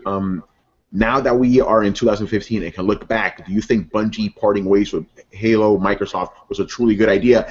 Do you know how much money they made with fucking Destiny? Yes, it was a great idea for them, man. Like them breaking away from Microsoft. Yeah, for them. Yeah, I'm not saying for they. Remember the question was. I don't think that's the question though. I don't think it's like everybody like yeah, it's been very profitable for them.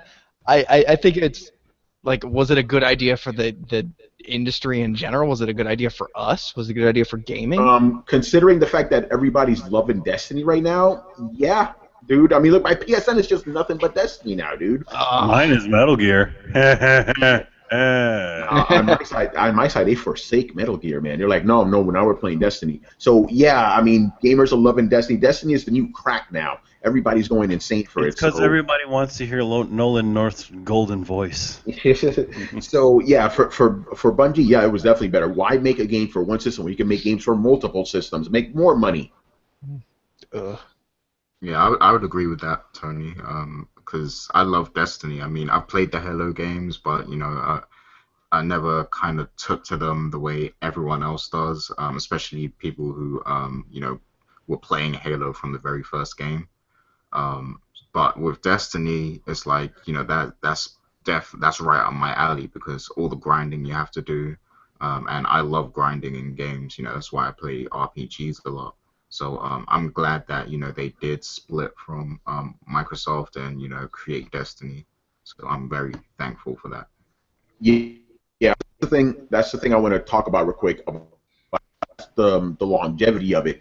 It's an MMO. I mean, it's a light MMO, but it's an MMO. It has all those MMO things in it, the grinding and stuff. People just keep coming back year after year after year. That's what's going on with Destiny now. It is the new MMO, just with shooting controls instead. And, I mean, people are still playing Warcraft. You know, you give people new expansions every year, and they'll be happy. So I don't really see Destiny going anywhere anytime soon. Especially, I honestly thought it was going to die off this year. Destiny's back bigger than ever now. It's fucking crazy. You know, so yeah, it was definitely like, even I know, Brett, you were like it maybe you're insinuating it was bad for gamers, but gamers seem to be loving the shit out of Destiny. I mean, there are guys on my PSN that don't play nothing but Destiny now. They've been playing Destiny since last year, and now they just jumped over to Taken King. So these guys obviously love that, you know. It's not that. It's how do I put it? It's sad when the fucking business of games holds a good game hostage, and we all end up bowing down to it, and it becomes the new industry standard. It's been a slow erosion with fucking DLC, with day one season passes, and now with Destiny. You know, it's they did their season pass. They keep extending things. They keep wringing money out of people. It's not a great value for what I think that they're giving you, but it's this kind of Pavlovian. Yeah, it's taken what people love about MMOs, but I kind of view it more as it's holding it hostage in a way that monetizes it best for the companies and worst for gamers. And unfortunately, I feel like this is going to become the new standard, or the new brass ring after which everybody clamors, and we're going to end up being sold 10% of a game because, oh, we plan for this to be a 10-year-long game. And that's not always going to happen. And it's not something that's sustainable or good for gamers in the long run. And I wish that such a good game were detached from such deplorable business practices. Yeah, because I think we could all agree, or at least those of us who have played Destiny, it's a really good fucking solid game. Brett, we were having fun with that, man. Remember that? Yeah, no, it's the same thing with the Batman games. Like, they do incredibly shitty things with incredibly good games, and it's only because the games are so good that we suck it up and drop to our knees and take one to the chin for the team so that we can keep playing games.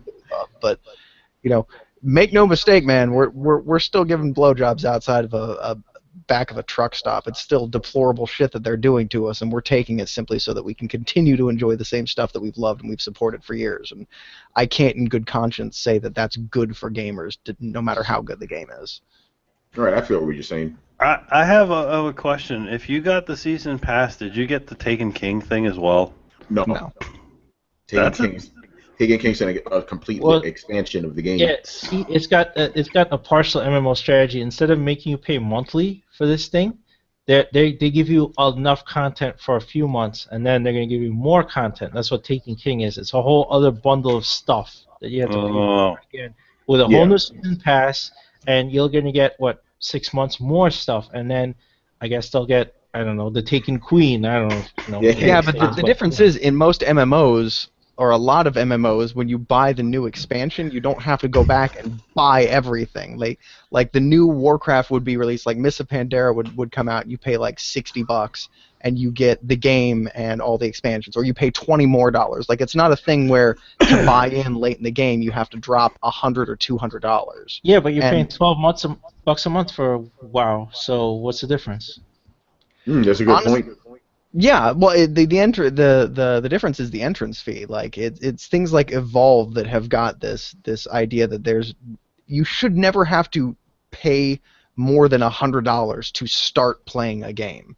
And if Sure, no, Destiny I had, agree with that. I 100% agree with you. I think Activision has a completely shitty policy when it comes to Destiny. Don't get me wrong. That's pretty much why I haven't gotten into it, because I'm not going to pay their blood money to jump into a game at $120 a pop. Like, no way I'm doing that.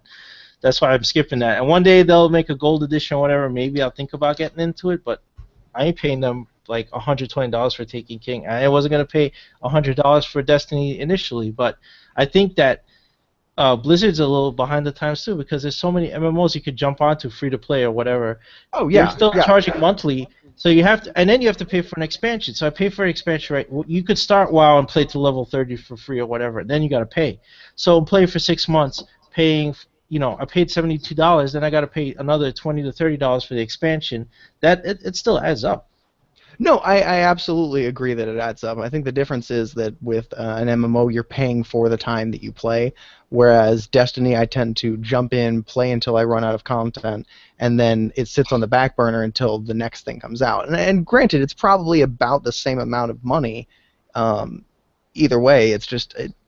I don't know. I guess I feel like MMOs are a little bit more upfront about it, or I would have less beef if, when Destiny released Taken King, that you could buy into it and buy, Taken King plus all of the previous expansions for $60, brand new on sale now, as most MMOs do. Or, even an MMO, when you buy an expansion, they're nice enough to give you a month of free game time. If they stop doing that, I'd call fucking shenanigans, and that's what it seems like.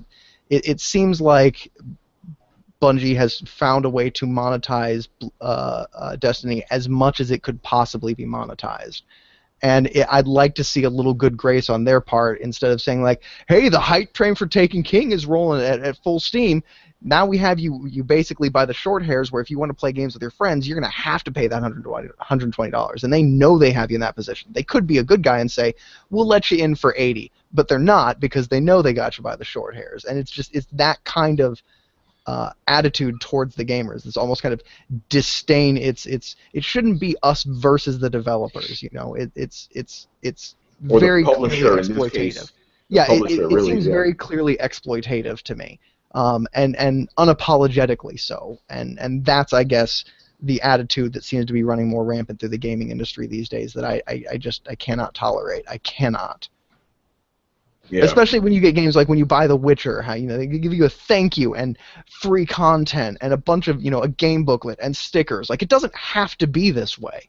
That's what everybody fucking forgets, is that we don't have to be at odds with the developers. We can be fans again. We can genuinely and 100% support the things that these people do with gusto and passion, instead of it being tongue-in-cheek and kind of like, are they gonna fuck us over this time? Like, I miss the days, and I don't know how all of us, and I'm going off on a tirade here, and I don't care, I don't know how those of us that are old enough to remember the heyday of when we were all on the fucking same side don't want to return to that, and we're okay being pitted against the people who are making the things that we love. Like, I want to support somebody and say that I love what they do, and I want to back them, and that my friend should play this game.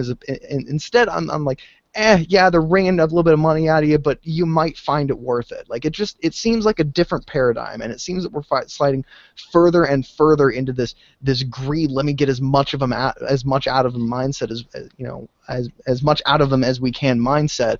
And I can't think that's a good thing. No matter how good a game it's attached to, no matter how much we're raising the bar and still having good gaming experience, we're kind of going down a deep, dark road that at a certain point we're all just going to be fucking paying out the nose for this thing, and we're all going to be basically just getting as little from a game as the developers can get away with giving us. And if we don't continue to shame the people who practice this behavior and support the kind of people who give us more than we actually ask for, I don't see how we're not going to backslide into a worse version of where we're at in every way possible. Yeah, the thing is, you're just talking about how, why don't we talk about the way games used to be? The thing is, there's a whole new generation. This is all they've known. This is what they've grown up with. So how Yeah, do you, but that means that people like you and I should be shouting from the rooftops, it hasn't always been this way. It doesn't have to be this way. If you want to see another way, look at The Witcher. Look at Wasteland 2. Look at some of the kind of not AAA gamers, but the AA gamers. Look at some of the passion projects that are coming out, and tell me if you really need the bullshit that these big publishers are putting you through. Because take it from me, those of you who don't know, it wasn't always this way. It used to be a Stan Lee kind of Marvel thing, where as fans we loved the developers, and as the developers loved us, the fans. There was a point in which developers didn't hate video game fans. They liked to hear from us because we sent them wave after wave of adulation and ideas and just ego stroking as the day is long, and it was beneficial to everybody. They loved being a god amongst men, and so they put little Easter eggs in their games. You fucking remember Easter eggs? Shit that they did just because, to make somebody smile, to make the fans happy, even if it took the developers another day or two to fucking put it in. You remember when it wasn't all about the goddamn bottom line? Yeah, the problem is the gaming industry is so fucking big now. That's all they see. They see the money. And I also want to give a quick shout out to Andre Tipton, Otaku Man. He is a perfect example of this. Remember, we had him on Throwdown episode 20 something, and he said when he was a little kid, he sent a letter to Atari saying how much he loved the games and what he wanted to change. And Atari, big ass Atari, got back to him. That relationship doesn't exist anymore. He sent something to Activision. Let's see if they're going to send you anything back. Let's just be real. They don't give a fuck. Unless they're like an independent developer, they don't give a shit about you anymore. And that's the thing. The gaming industry has become so big now. It's still this is what happened. Gaming industry used to be your favorite band in the club.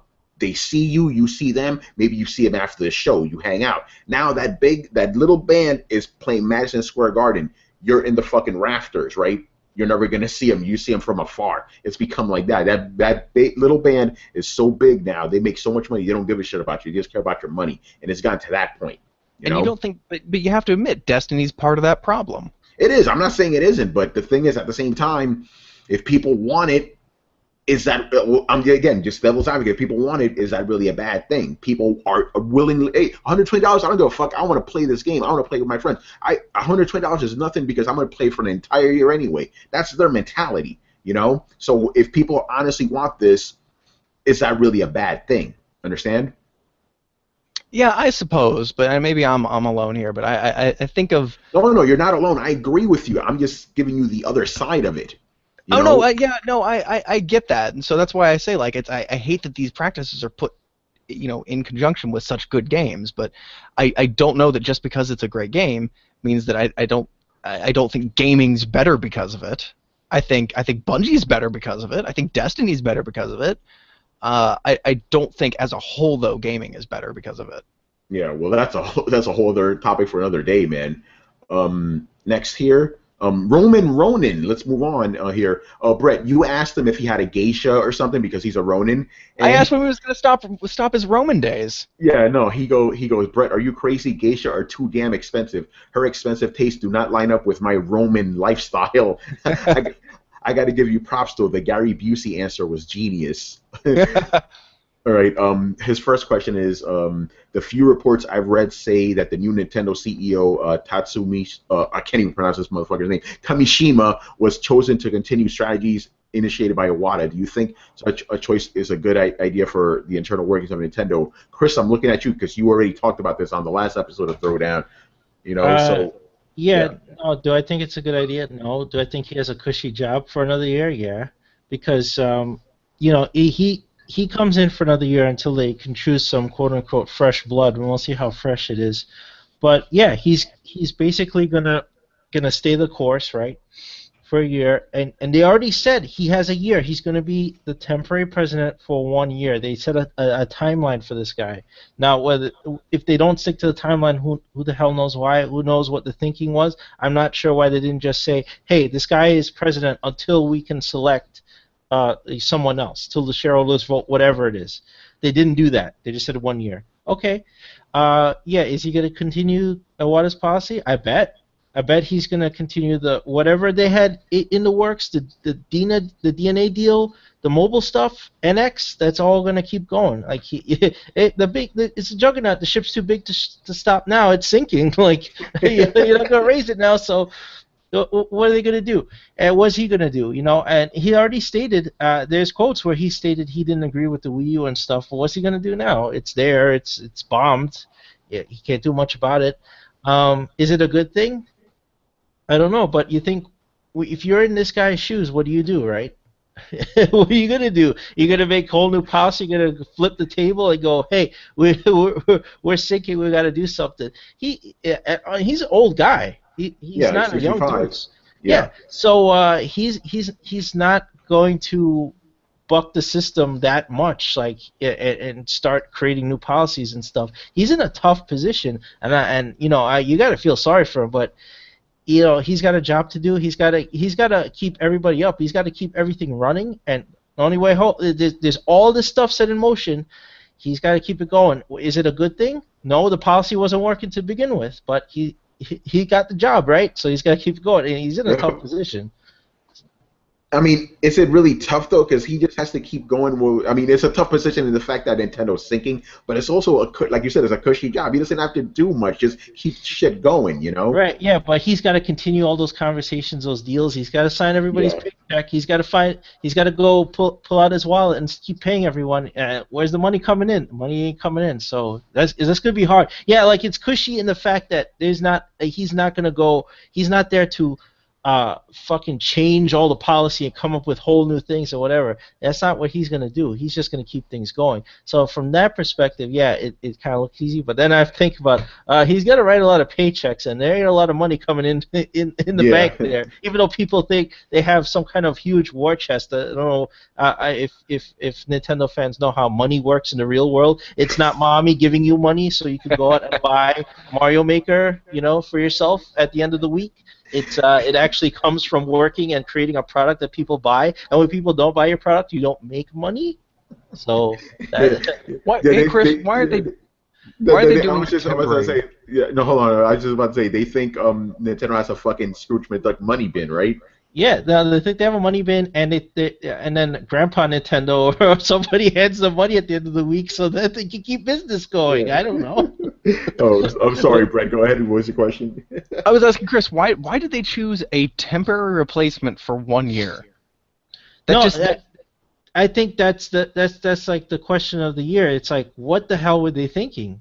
I don't know why they didn't either keep the Miyamoto and that other guy in place, but they probably didn't even want to bother making business decisions, and they had to rush to find somebody who. And this guy was CEO of Nintendo of America. This is the guy who signed my paychecks back when I was there. It wasn't Reggie signing the paychecks; it was this guy. He was actually running things over there. So they put him in charge of the whole thing because they need somebody business-minded to run it. I'm sure Miyamoto and the other guy didn't want to be making those business decisions or meeting with shareholders. Can you imagine these guys meeting with shareholders, man? And having to take the heat for the rest of the year, they probably were like, fuck that. And then they're not ready to pull it. Fuck whatever Nintendo says. They're not ready to pull in new blood from outside the company. Give me a break. I didn't believe that when I read it. I was like, yeah, we'll see. They're not gonna. They're gonna fucking pick somebody from internally and somebody Japanese too while they're at it. Of course, yeah. Man. Okay, here's my question, because this seems like just all around a generally bad idea, and I'm hoping that somebody can tell me why it's not. So you basically decide first that you're going to put a temporary president in. That's fine, but you do so for the period of a year, not long enough to actually do anything, but not short enough that it's going to be efficient in any way. It's just going to lock you up for a year. And then on top of that, he says he's going to be beholden to the last president, whom is dead, so nobody can actually go back and ask him, is this still a good idea despite changing markets? So it's like closing your eyes and saying, I'm going to do the same thing I was planning to do when I closed my eyes and not be able to adapt because I'm beholden to somebody whom I cannot change it, whom I can't change their mind. and then you're freezing it that way for a year, and that way that you're freezing it has been a way that has been not shown to work. So basically, you're betting on a dead man's stubborn attitude that was already shown not to work, and you're basically locking in saying we're going to keep using this failing strategy for a full year, just so everybody knows. Like it seems to fail on so many points. Like it seems like they A, should have already changed this idea, and B, now they're just double locking themselves into a bad decision for a predetermined long period of time. Oh yeah, no, it is a bad decision. They are frozen, but they were frozen either way because you think about this. After Wada died, what happened? They put Miyamoto and I forgot the guy's name. I can't remember his name. They put two guys in charge, Miyamoto and this other guy, right? So you have these guys, these creative guys now, big time, long time people, very tenured. Now they have to make business decisions, right? You got the president of the DNA calling you on the phone. You got shareholders calling up, asking questions. They got to deal with all the other factions of Nintendo, America, Europe, Australia. When all those guys have problems, it all comes back to Japan because Japan has control of everything, right? Miyamoto and this other guy probably didn't want to be in charge of any of this shit. It's like you got to choose somebody fast. But they're going to have a hard time appointing a new global president, right? That's gonna be long. So they took basically they took the quick and dirty way. They're like, okay, Kimishima's done a great job being CEO of Nintendo of America. Boom, put him in the seat for a year, let him stay the course, and we'll figure it out, right? It's a band-aid. So they're basically already stacked up a year out anyway. Like they couldn't change their business plans inside a year, even if they wanted to. No, if he came in full of piss and vinegar and said, "Wow, what we're doing is shit. Let's like change it up," like they couldn't do that. They couldn't. He wouldn't have. Like you said, he doesn't have enough time. A year is not enough time to do jack. And the other guys didn't want the responsibility of it, so they put it on him. And he's just going to stay the course. Why? Because that's the easiest thing. He's old. He's not going to go in there and start fucking flipping the script on them and giving us and going, hey, we need to listen to the fans and our consumers and whatever and doing all this stuff, right? And and they're going to take the time and they're going to find somebody else, probably, and who knows who they're going to choose. I have no idea at this point. So this declaration is kind of tantamount to a fart in the jar. It's basically him easing shareholders into this is the thing that the only thing that I can do, so that's what I'm going to do. Basically, admitting without admitting that I can't do anything in a year, so just calm your tits. I'm just going to do what was already being planned on, so the shareholders don't freak out. Exactly, but he can talk the talk and walk the walk, which is something that Miyamoto and the other guy can't do, right? When it comes down to business, you have to be able to fucking wine and dine these guys and tell them everything's going to be all right. Trust us, we know what we're doing, right? You need that business savvy guy, and he's that guy. And he's gonna stay the course for years. He's gonna keep these guys. Yeah, he's gonna tell them, cool your tits, everything's cool. We're gonna keep doing this, and we're gonna make money, right? He's got to tell them that. Somebody has to tell them that shit, but you have to tell them in their way, in their language. And that guy is not Miyamoto. That guy is not the creative guys over there. That guy's a business dude. That's why they got him. Okay, well then I'm gonna change my mind and go ahead and go with this. Seems like the general workings of business. I mean, it sounds bad, but it seems like this is what was going to happen anyway, and they're being transparent and kind of public about it. Yeah, absolutely. They had obviously they had no contingency plan if Iwata died. No one was expecting that. Yeah. So this is the result. This is them scrambling. Yeah, they're just playing it by ear, seeing what happens. Again, just like Nintendo, they really have a big plan ahead. They're just going along, hoping everything works out, but whatever.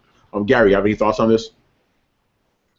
No, I really don't know much about the internal workings of Nintendo, so I don't have much of a perspective on that. I've just been kind of learning from what Chris has been saying. So yeah, so I always refer to Nintendo shit to Chris. He knows. Manny, any thoughts on this whole thing?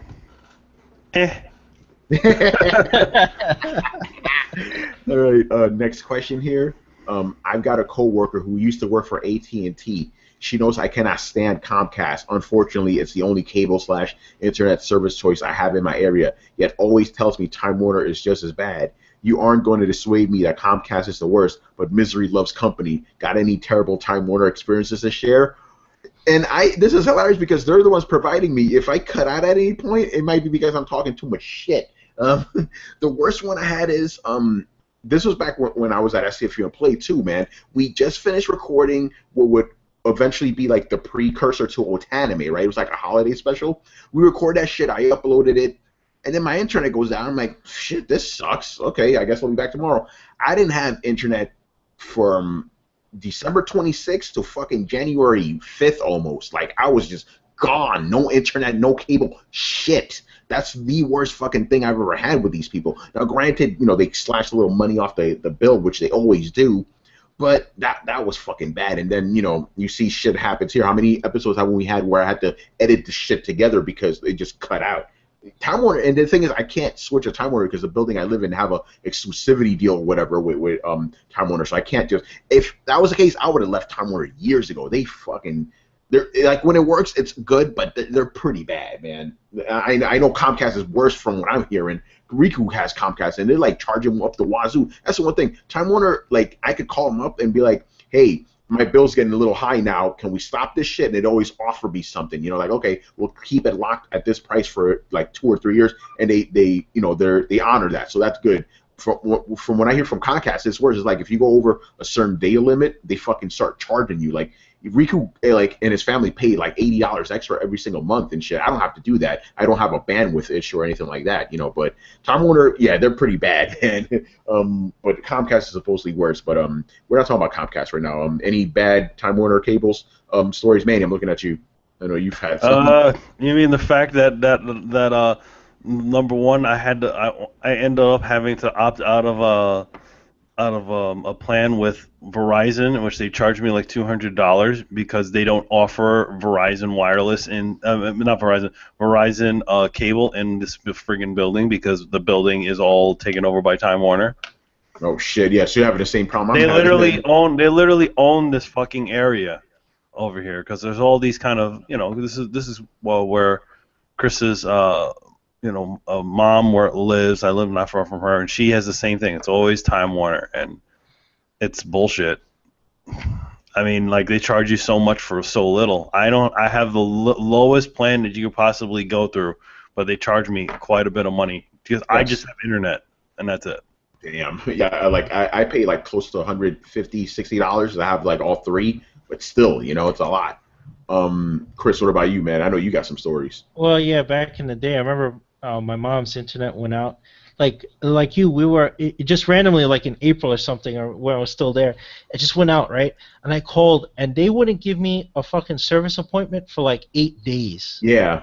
Right, so I had nothing, and then the fucking TV went out. I remember I have a TV story too, but the cable went out, and then when the guys finally showed up, they showed up for like 5 minutes, went and looked at the junction box, did something. It took 5 minutes to fix, literally. A 5-minute fix took 8 days. I was so pissed off. I did the same thing, call them up, yell at them, what the fuck's taking so long? We don't have anything. Fine.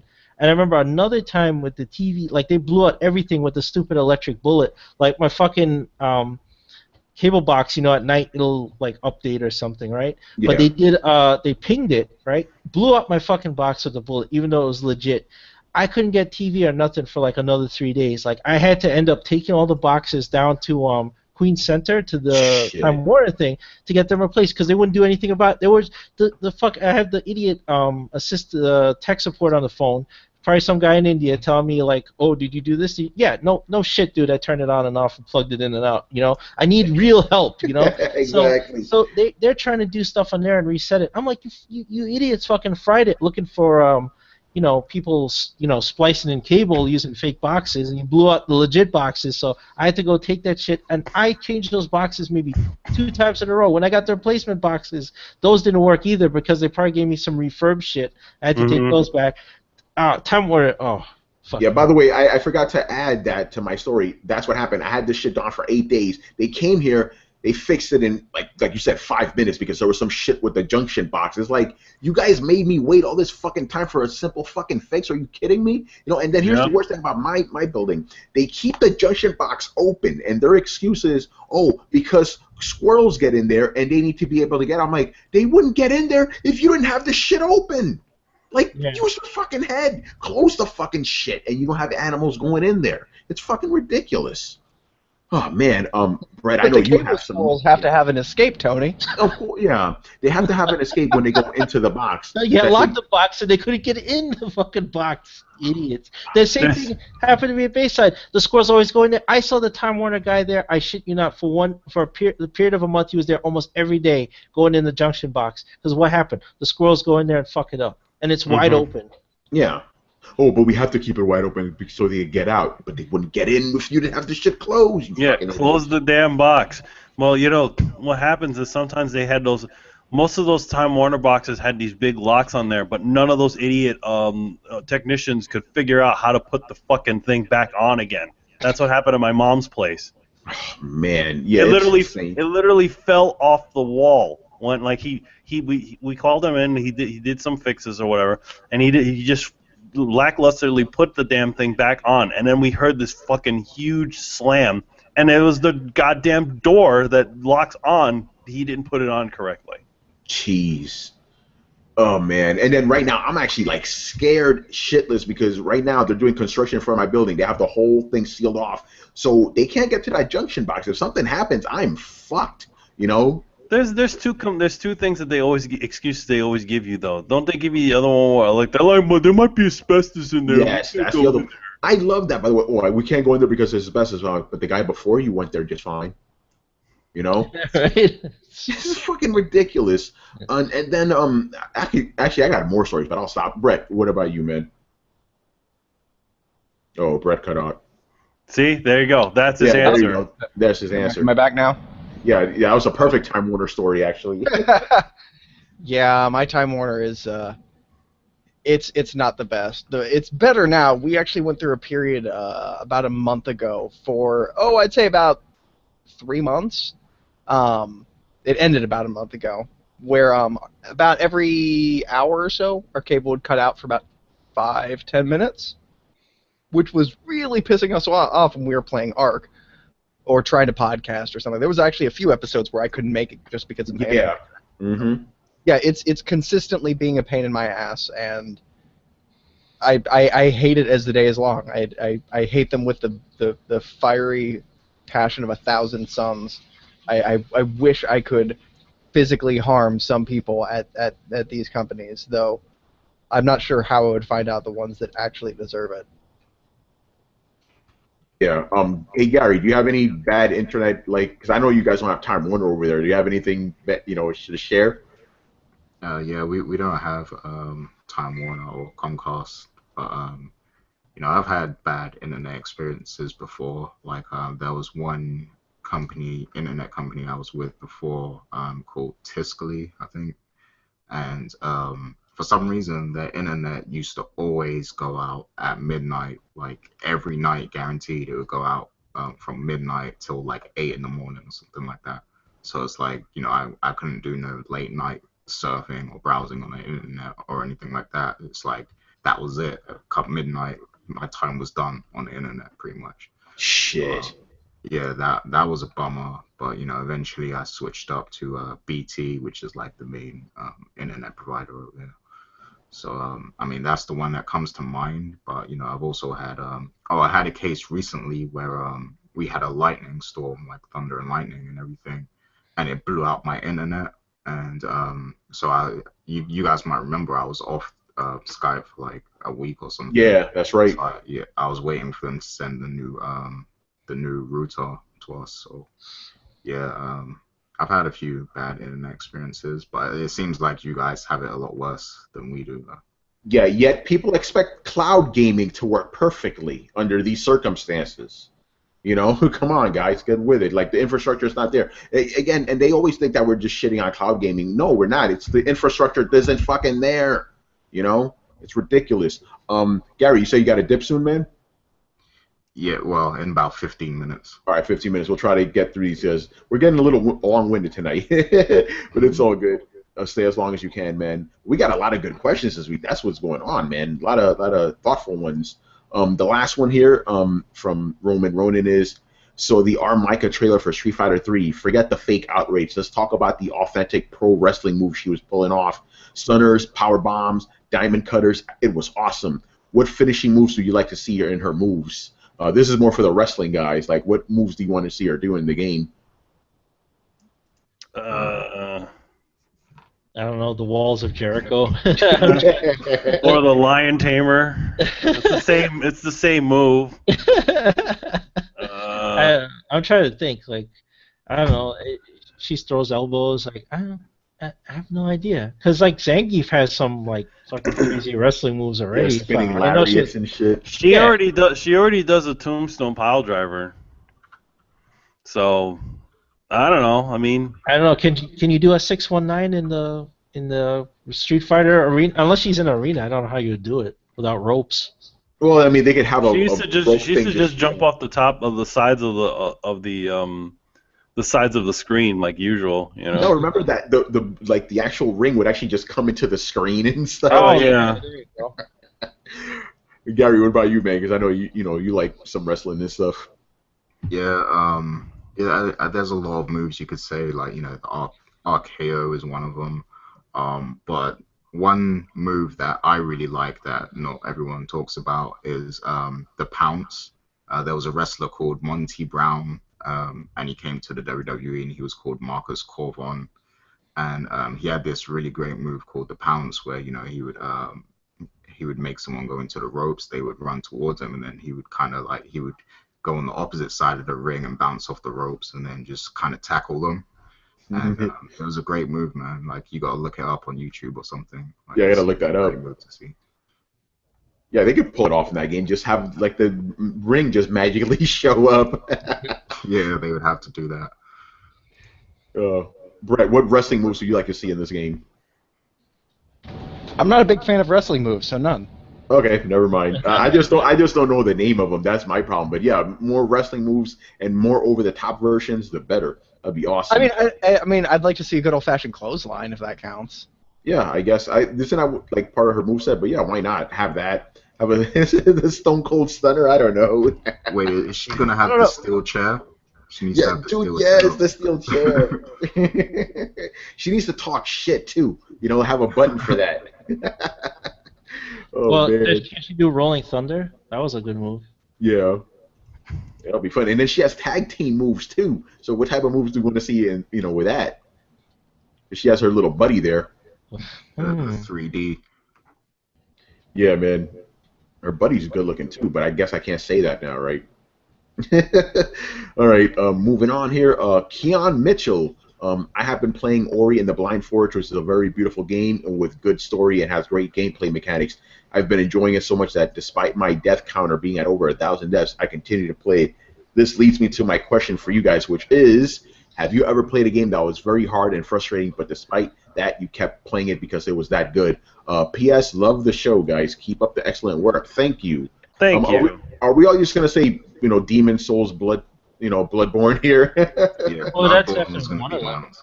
Yeah. I mean, Dark Souls, that's freaking hard. Super Mario Brothers. Yeah, the original, everything on Nintendo, basically. Everything on Nintendo. Ninja Gaiden, that was freaking hard. I died like 1,000 times in that. I gave up on the original Ninja Gaiden I actually completed, but the one. No, I finished Ninja Gaiden. That was one game I wouldn't turn my system off. I'd leave the NES on when I went to sleep just so I didn't have to continue. And then normal, not normal. The new Ninja Gaidens were fucking ridiculous, but I stopped playing those, so that doesn't count, I guess. And Battletoads. I kept playing the new Ninja Gaidens. Even after I had to fight a tank, followed by another tank, followed by a fucking helicopter with no goddamn save or checkpoint in between them. So even when you die to the goddamn I don't know how the fuck you're supposed to figure out that you're supposed to deflect the missiles without dying to them half a dozen times first, which is incredibly frustrating when you have to fight a tank. Oh, sorry, it wasn't a tank followed by another tank. It was a tank followed by two tanks. So you're like, oh man, I can't believe I beat that tank. It's like two tanks. Like, you're fucking shitting me. And then you beat the two tanks, and you're like, oh, Jesus, that was awful. Then there's a helicopter with a whole different set of battle mechanics that you have to learn through trial and error. Okay, I'm done.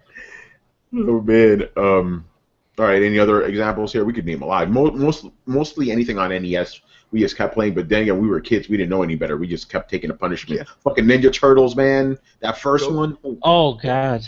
Ghosts and Ghouls, I think, was the worst. That was brutal, dude. Yeah, I never even beat that game. Yeah, That me that was either. brutal. That was too brutal for me. I gave up. The original Dark Souls. Oh man! All right. Any other examples? Shit, Nope. I can't remember. I'm trying to think in between because there's got to be stuff that we played on PS2 or original Xbox. No, or see something. It that was fucking PS2 brutal. era. Yeah, PS2 era is when games started becoming easy. You know. They became later, yeah. Yeah. Why do you think? I mean, remember when Demon Souls came out? It's like, holy shit, this game's hard. Remember when games used to be hard? That was the whole reason it was so popular. Yeah. You know. But yeah, man, It took Bloodborne a was long fucking- time yeah. to come back around, but thank God it did. Yeah, people were hungry for it. You know, Demon Souls sold millions, and even Sony was like, "How? How is this happening?" They didn't know. You know, very interesting. All right. Next question, Phantom Vash. I like this one. What is up with Square Enix releasing Kingdom Hearts 3 for the Xbox One, but not releasing Kingdom Hearts 1.5 and 2.5 on the 360, or even the newly announced Kingdom Hearts 2.8 on the Xbox One, along with the PS4 version? A damn good question. I want to know why. I don't have an idea. I want to know why Kingdom Hearts can't have a conventional goddamn numbering system. Yeah, 2.8. 2.8. Fucking insane, man. 2.8. I'm not. We can't make this up, people. Yeah, but I mean, all it is just it's like Kingdom Hearts 2 and the last of those other games for the With the 3DS or the whatever. 3DS and all those other ones. I mean, the games. I don't know. I mean, I wonder. I don't know if I don't know what they're expecting to get from that. I mean, granted, Why? a bunch of people. Granted, a bunch of people who probably, never play. Who are they trying to attract new players? I don't think they really know what they're doing.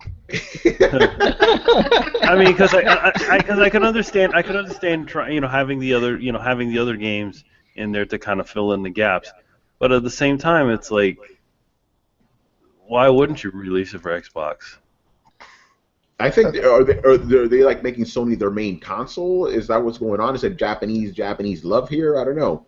Like, hey, I don't know. we'll give you this, man. And then what if you're an Xbox guy? Like, you're not gonna get these games. You're gonna be missing shit. Mhm. Well, I mean, they're releasing Kingdom Hearts 3 for the Xbox One, so it's not like they're just courting Sony. They're currently courting Xbox too. It's just they don't want to go back.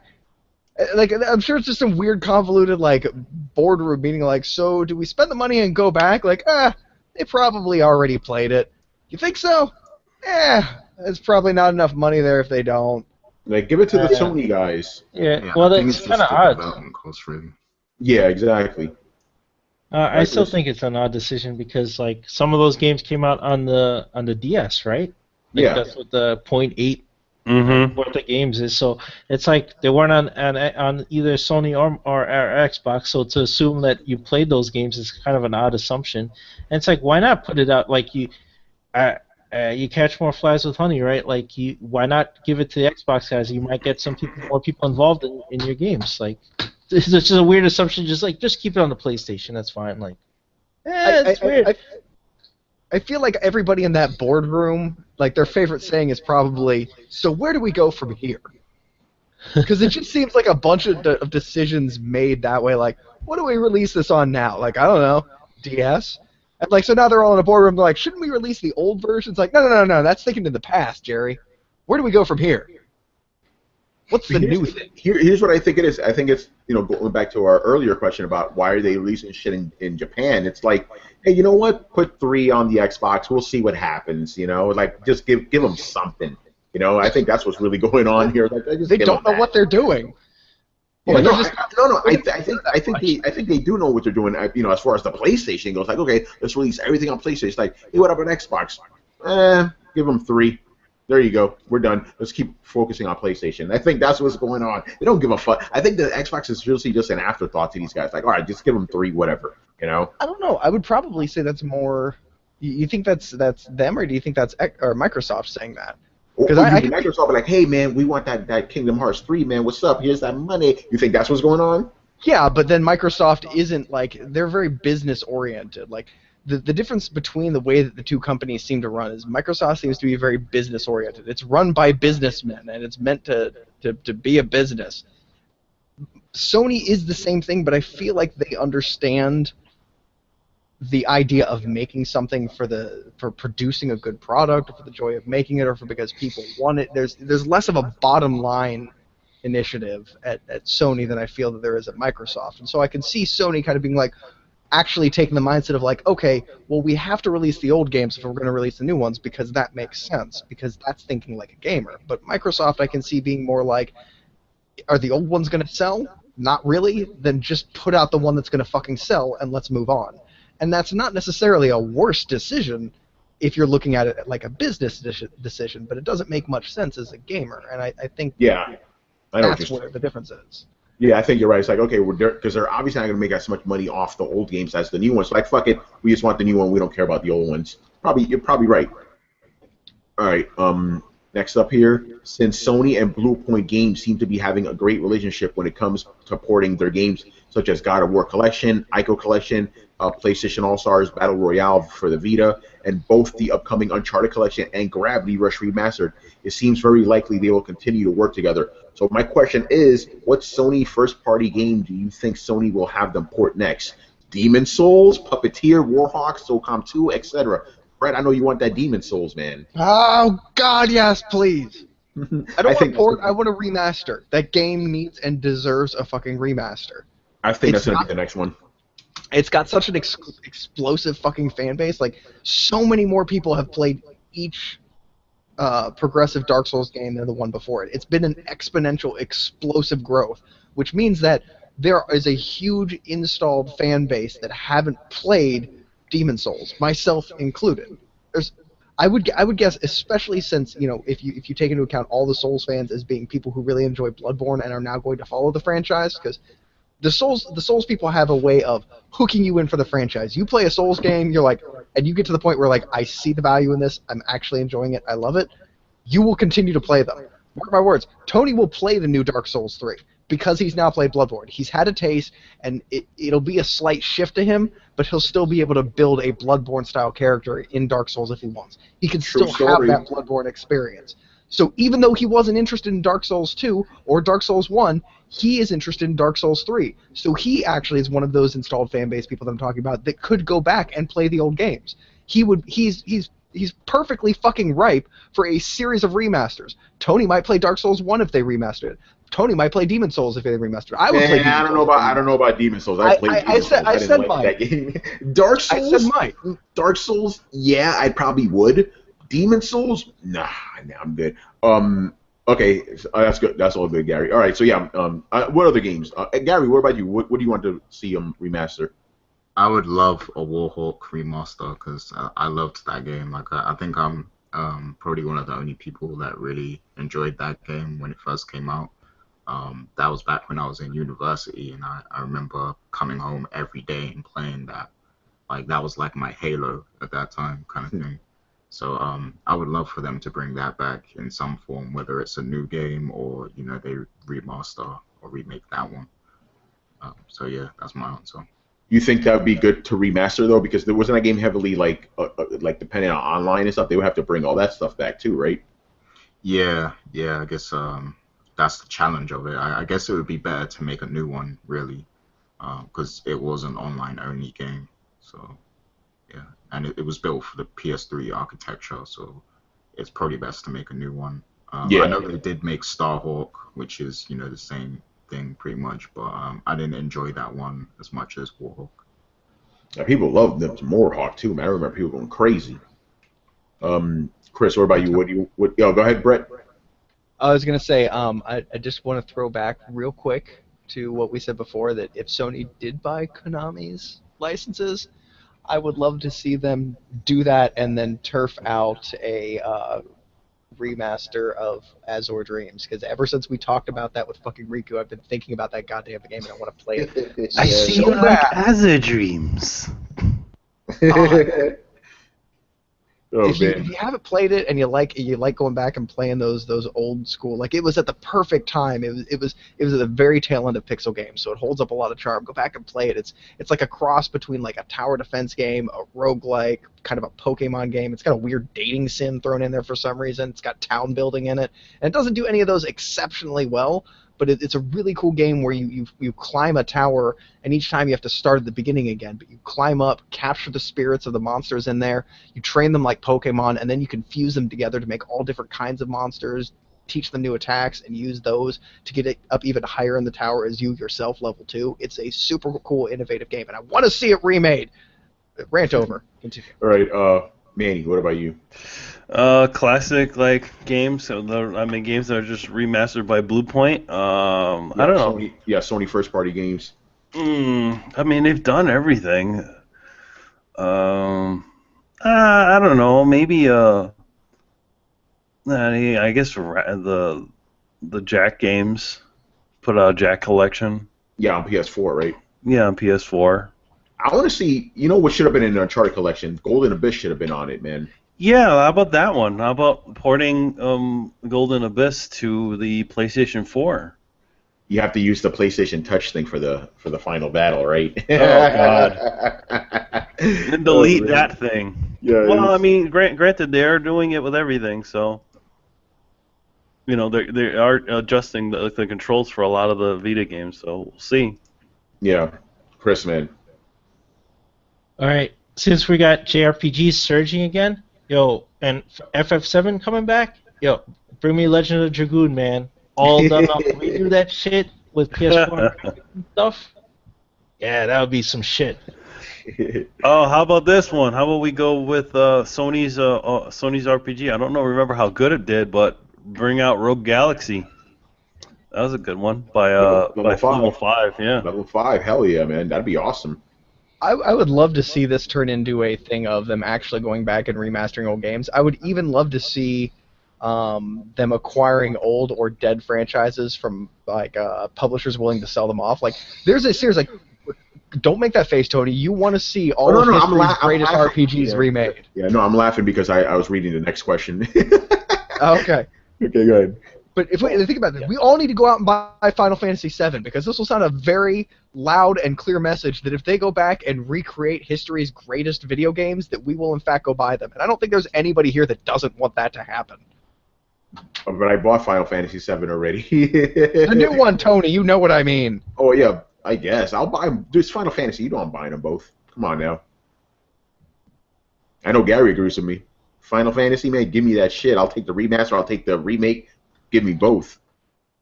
Gary, you're muted, man. Yeah, hell yeah, man. I agree. Definitely. I remember Final Fantasy on it. I'm buying it. I remember you said that too. Charles was pissed too. Because how many times did you buy Final Fantasy X? I bought that twice so far. Or 3 times if you count the original, right? Then you can make a 13 collection for PS4. I'm buying that too. Hell yeah, dude. I know people shit on that. Dude, if they had a 13 collection, I'll be there, right there, man.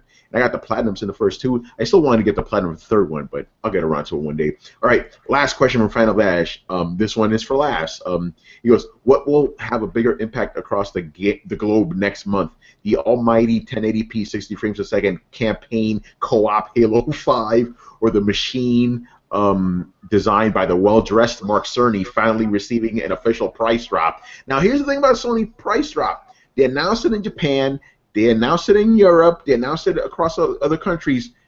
I even though we all said like it would be a stupid thing for Sony to drop the price, they're lowering the price across the world. So you think it's inevitable that they're going to lower the price in America? Well, I didn't. Now, you know. Yeah, I think that it's gonna happen. I didn't think it would happen because it was doing so well, so they didn't need to. But if they're doing it like in every other region, then it kind of makes sense that they do it here too. And yeah, that'll have a huge impact. I mean, we've said this multiple times. Like Manny said it, Tony said it, I said it. Price is important. Like when you lower the price of something, especially something that's doing very well, like PlayStation 4, yeah, you're gonna get more people in on it. Yeah, it's as simple as that. I have a quick question. Yeah. Is the price drop that they're dropping in other places, is this correlated to? I've heard that people around the world have been paying varying amounts for their PS4s due to the amount that it costs to import them, depending on where they're manufactured from, just cost of moving them around the world, that kind of thing. So I definitely know in some areas people are paying more for their PS4s than in others.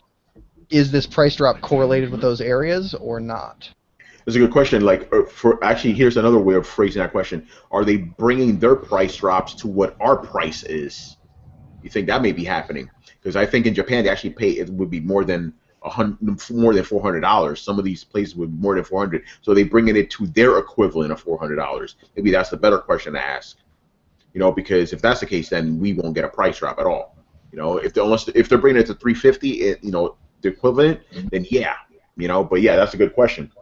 Well, because they're basically just stabilizing the market to keep people from buying secondhand. Like, I know it's actually cheaper for some people, and I forget, I think it was like in Argentina, they're paying a ridiculous tariff tax on it. So it was actually cheaper to buy one from somebody, like have somebody in America ship you one, because they were paying like $1,700 fucking dollars when they first came out. And granted, that's not something that I've heard about as much, but yeah, they could just be basically evening out the market to make sure that they're the ones selling the PlayStations, and they're not getting backdoored through some other means of buying them.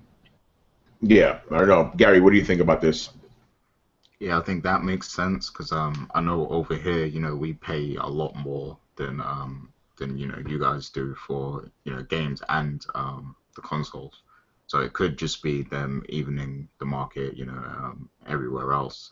I really don't think they need a price drop for you guys because it's doing so well at the moment. But I mean, I guess if they were going to do a price drop, I'd say they'd probably wait till like next year E3 or something for something like that. Yeah. Right now, I don't feel like they need to because they're like $50 more than the Xbox One, and they're still outselling them. Yeah, so I mean, why wouldn't you keep that momentum and make more money? So. Yeah, exactly. So yeah, if there was a price drop, I think that it would have a bigger impact. Obviously this was a joke question for obvious reasons, but Halo is going to have an impact for Halo fans. I don't think anybody's really going to care. Halo, again, we've said it. It's not the franchise it used to be. It doesn't have that luster about it anymore. You don't even hear people talking about Halo outside of like the hardcore guys. No one really cares. They're talking about Destiny. That's the new thing now. And they're still talking about Call of Duty. Halo is kind of, even last gen you saw it, like people aren't really talking about it too much. So, I don't think that's watered down the brand, haven't they? Kind of. I don't know about watered down. It's just people have lost interest, and now Halo. Actually, no, Brett, you're right. They are watering down because now Halo is becoming like other games. Like Gary, didn't you talk about that when you saw Halo? You were like, this looks like Titanfall, like some shit like that, right? Yeah. Yeah, I think that was Call of Duty. I said that, but over the years, you have seen influences of Call of Duty and Halo. Like it's kind of losing its unique feel a little bit with every game that comes out. So yeah, I do feel like it's not gonna be as big a staple as it used to be, but it still looks like an awesome game though. So. Yeah, it's definitely gonna sell a ton because there's Halo fans out there, but it's not gonna have look. People are gonna talk about it when it comes out, and then that's it. And they're not really gonna talk about it anymore. So that's that. So, and the Sony thing we'll see, because you're right. If they're just lowering the price just to bring it to $400, just $400 in general, then it'll have an impact. Maybe not a huge impact, because people they don't need much of incentive to buy a PS4. People are just buying them. Last time I checked, there's 25 million PS4s and 25 million PS4s and 14 million Xbox Ones out in the entire planet. So that gap is still there. I think what you're saying is that the sales don't seem to be currently being driven by price point all that much, and they're so not. It's just not necessary. Yeah. It's not necessary at all. The sales are being again, we talk about this. It's in the public zeitgeist now. People like PlayStation. That's the console. That's the video game console. I need to buy that. That's what's driving it right now. It's not even so much the games, because you get the same games on Xbox. So what is it? It's on mindshare. People are just talking about PlayStation. PlayStation 4 is the new Xbox. Is the new Nintendo. That's the thing that is video games. So that's what's driving all these sales. If you want a console, all your buddies are on. You get a PlayStation. It's as simple as that. That's what's going on now. So you don't really need a price drop. It may not stay that way. They may get a price drop because Microsoft is really smart about paying Hollywood to put Xboxes in movies and pop culture and TV and things like that to make it seem like Xbox is synonymous with video But game here's system. the funny thing though. You talk about that, but I see movies and shit. All I see are PlayStation 4 controllers. You know? Yeah, that's true now. Well, yeah, if they're not being paid, yeah, if they're not showcasing a system, if you see just the controller, it's always a PlayStation 4. Mhm. You're Yeah. right about the site. Last gen, you're right though. It was all Xbox controllers all day, every day. But now it's PlayStation 4 controllers everywhere. You know? Very interesting. All right. So Gary, you'll be leaving us and stuff. So pimp whatever you want to pimp, man. Yeah, man, it's been good being on the show. Definitely check out, the other shows on the site and everything, Co-op and, the other Throwdown and Autonomy. And thanks for having me, guys. It was a blast. Yeah, man. Anytime, man. The door is Definitely, always man. open, man. It was good having you on, and I'm looking forward to that co-op. I know you guys had some shit happening on that one, man. Some good topics, Oh, yeah, lots of good topics. We covered a lot of TGS stuff as well. So, yeah, look out for that. That'll Definitely. be out later today. So, All right, Gary. We will see you around, my friend. Yeah, man. alright, Take care. guys. Deuces, bud. Take care. See you. Awesome. All right, moving on. My man Killax. His first question is, this is a fun one. I'm gonna use visual aids. Okay, so will you ever go back to play? Let me get it right here. Okay, will you guys ever go back to play Destiny one day, or will you stop? When you stop injecting Metal Gear into your veins. So basically, will we ever go back to Destiny after we finish Metal Gear? Nope. No, but I am done with Destiny, man. I never started. Yeah, neither Yeah, did I. So Yeah, the only ones on here right now that played Destiny were me and Brett. And I know Brett's not going back. I'm done. I'm good. Yep. Done. This is all I need right now, my baby. Metal Gear. I don't even have a video game that's currently eating my face, and I'm just like, no, I'm not injecting Destiny back into my veins. Wait, you are playing a game that's eating your face, man. What you talking about, man? You got Ark, baby. Nope. I actually had to take a hiatus from Ark because it was eating my face too much. It's like as well as like, man, I'm getting a problem. I need to step away, and so like I'm gonna back off. I'm gonna let it. And this is the beauty of early access games. I'm gonna let it go through some more development, let it generate some new content, let it flesh out the systems a little bit more, and I'll go back in a few months when it's a brand new game. I'm gonna take this off the rails a little bit because you know how game cases and stuff, they don't come with anything now. It's just the game and that's it, right? So Yeah. I'm used to this already. So I just open this shit, pop in my game, and that's it. I'm opening up this Metal Gear thing. I'm like, oh shit, there's a fucking map in this. Like I didn't even realize this. That was part of the day one edition, man. You don't pay attention. I really don't. This is how used I am to not getting shit, Brett. This goes back to what we were talking about before. There's a fucking map, and it's full colored, glossy. Look at this shit. That's fancy. All right. Next question here. I'll save this for later, actually, because we have two TGS things. Any good anime you're watching right now? Torrance got me to watching Prison School, and it is funny as hell. Otanime. I'm gonna watch Eden of the East as soon as I get that from Manny and stuff, because that's gonna be the next featured anime. So that's gonna be me. But I haven't been really watching too much anime because Metal Gear. But the anime I have been watching, whatever I can from Konami. I'm watching Michiko and Hachin. Sword Art Online 2. They're on the second half now, which is weird. Rewatching Naruto Shippuden, but in English, so it's new again. One Piece, Dragon Ball Z, Kai, obviously, and I'm gonna start watching Akame ga Kill. So that's on my agenda right now. Manny, what about you? This feels like Otanime now. Yeah, it's turned into anime. I was gonna just say, my next one is probably gonna be Fate Zero. Ooh, I want to watch the other one, the Unlimited Works, man. Chris, what about you? I think I'm at the last episode for this season of Yushio Totoro. That one, I'm enjoying the hell out of that because I love the original one, and the new one, this remake, is really good. So I'm enjoying that. Yeah, I remember you telling us on that on Otanime too, man. Yeah, how that's awesome right, that yeah. was. Yeah. So they just did episode 12, came out this week. Awesome. Brett, anime.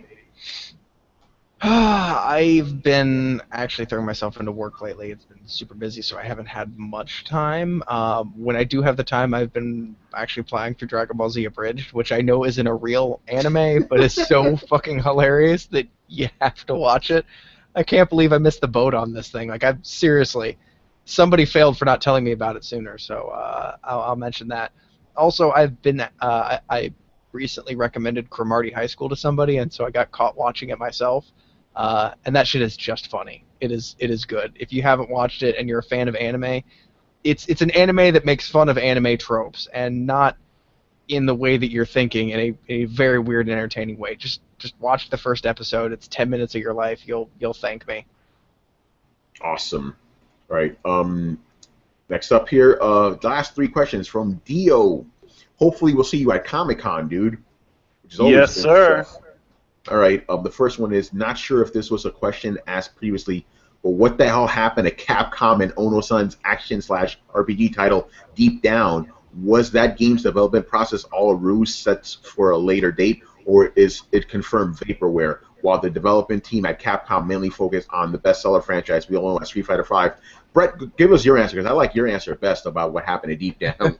I think the people who made Deep Down saw Dark Souls and then went, oh shit, put it back in the box, put it back in the box. Yeah, Bloodborne. They're like, oh shit, no. You can't mess with those. They saw Bloodborne. They saw people playing. They saw actual like demonstration of Bloodborne. They went, ah, crap. It's the same thing that happened to Watch Dogs when it saw Grand Theft Auto.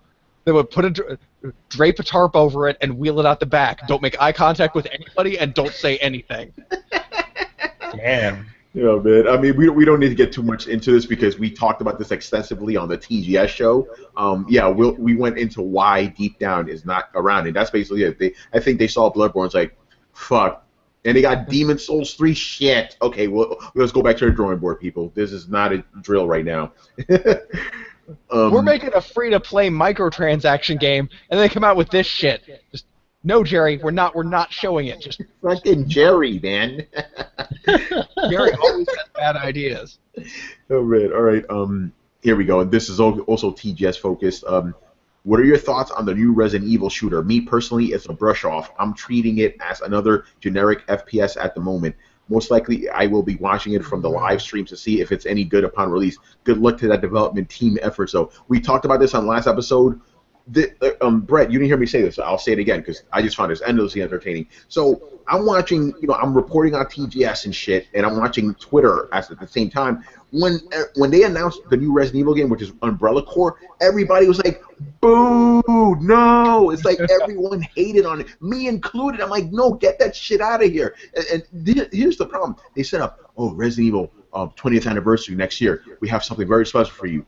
We're going to remake a game everyone hated the first time around. Not an actual remake, but it's in the style of Rainbow, or the Raccoon City. Everyone hated that game. This is the same basic shit, and people were fucking pissed. And me, I'm not pissed. I'm just annoyed. I'm like, stop with the bullshit. Give us good Resident Evil again. Just, you know what? Make Resident Evil 4. Slap a 6 on it and just say it's new and people will love it, okay? Just stop with the bullshit. No one cares about Umbrella Corps. 5 wasn't. It's been declining. By the way, did you see what my mind did? I actually just said 6 because that game doesn't exist in my mind. 7. I meant 7. Resident Evil 7 is Resident Evil 4. Just again, like, I don't know, man. Fuck it. I don't care if I piss people off. I think Resident Evil needs to be put out to pasture. Dude, I've said it before. I'll say it again. There's reaping and there's sowing, and you have to sow if you're going to later reap, right? Yeah. Fucking Resident Evil, the second they got a bountiful harvest, they just started reaping the shit out of it, and they have never stopped. The one time that they reinvested in their franchise was Resident Evil 4, and that was the one time it breathed some life back into it. And all they've been doing is riding their own goddamn coattail since then. They're not interested in making a good game. They're not interested in reinventing the series. They're not interested in capturing the same kind of awe and terror that we had during the first games, because let's be honest, the bar was raised and they're finding it a little fucking difficult now. Resident Evil is a zombie game. Go back to something Raccoon City, but not in the way that you're talking about. It's not a fucking coincidence that The Walking Dead is one of the biggest fucking hits. They just spawned a spin-off show. The Strain. Zombies are still alive and kicking despite what all the haters want to say. If you made a good game that gave us the feeling of Resident Evil 2, people would fucking play it. but they don't. They're not doing that. They just want to make this action Michael Bay movie that no one gives a Uh, fuck about. Yeah, I don't know. It's like I said before, it's like Nosgoth. It's like, why don't you just give us a Legacy of Kain game? Why did you give us this team shooter with a Legacy of Kain skin on it? So that's what this is. It doesn't even look like Resident Evil. I think Manny or Tony said there's one zombie in there. It's a There's team one shooter. zombie. That's it. It just has a skin on it. It could be anything. It's ridiculous. And yeah, they're just doing the laziest things possible. It's like they don't want to give us a full game. Honestly, it's like, how many versions of Resident Evil 4 have we had? It's like they just do whatever is quick and dirty. I guarantee they're not making that game either. That game doesn't look like anything they're capable of making. They probably outsourced that to someone else to make that team shooter. Yeah, it's like you said, you could make Resident Evil 2. Or how about, hey, remember in Resident Evil 5 when you teased everyone with Lost in Nightmares and put it in the original Spencer Mansion and how cool that looked? Like you could play original Resident Evil with the Resident Evil 5 engine over the shoulder or fixed camera to make the old nostalgia rose glasses guys happy and everyone else happy. Do that. Yeah, listen to what the community gets fucking hyped about, and then do that thing. Yeah, don't just. I swear to God, have none of these people ever heard of a forum or Twitter before? No, because again, I don't give a fuck. Japanese game companies don't give a fuck. They make a game and it's like, man, like you always say, here, you'll like this. Yeah, they don't ask what anybody wants. They just put it out there and expect you to want it. Yeah, and it's like, no one liked Operation Raccoon City. Why are you giving us another version of it? No one wants this shit. The only way that I can see this situation is like you walk up to a street vendor and you're like, man, I sure would love a cinnamon roll, and they're like, here's a block of soy, and you're like, okay, well that's cool and all, but I'd really like a cinnamon roll, and they're like, eat your block of soy, and you're like, look, I'm gonna fucking level with you, I don't want this, I want a cinnamon roll, and they're like, eat your goddamn block of soy, and you're like, god damn it, I don't want this, fucking take it back, I'm not buying this, and they look you coldly in the eye and they say, take your fucking block of soy.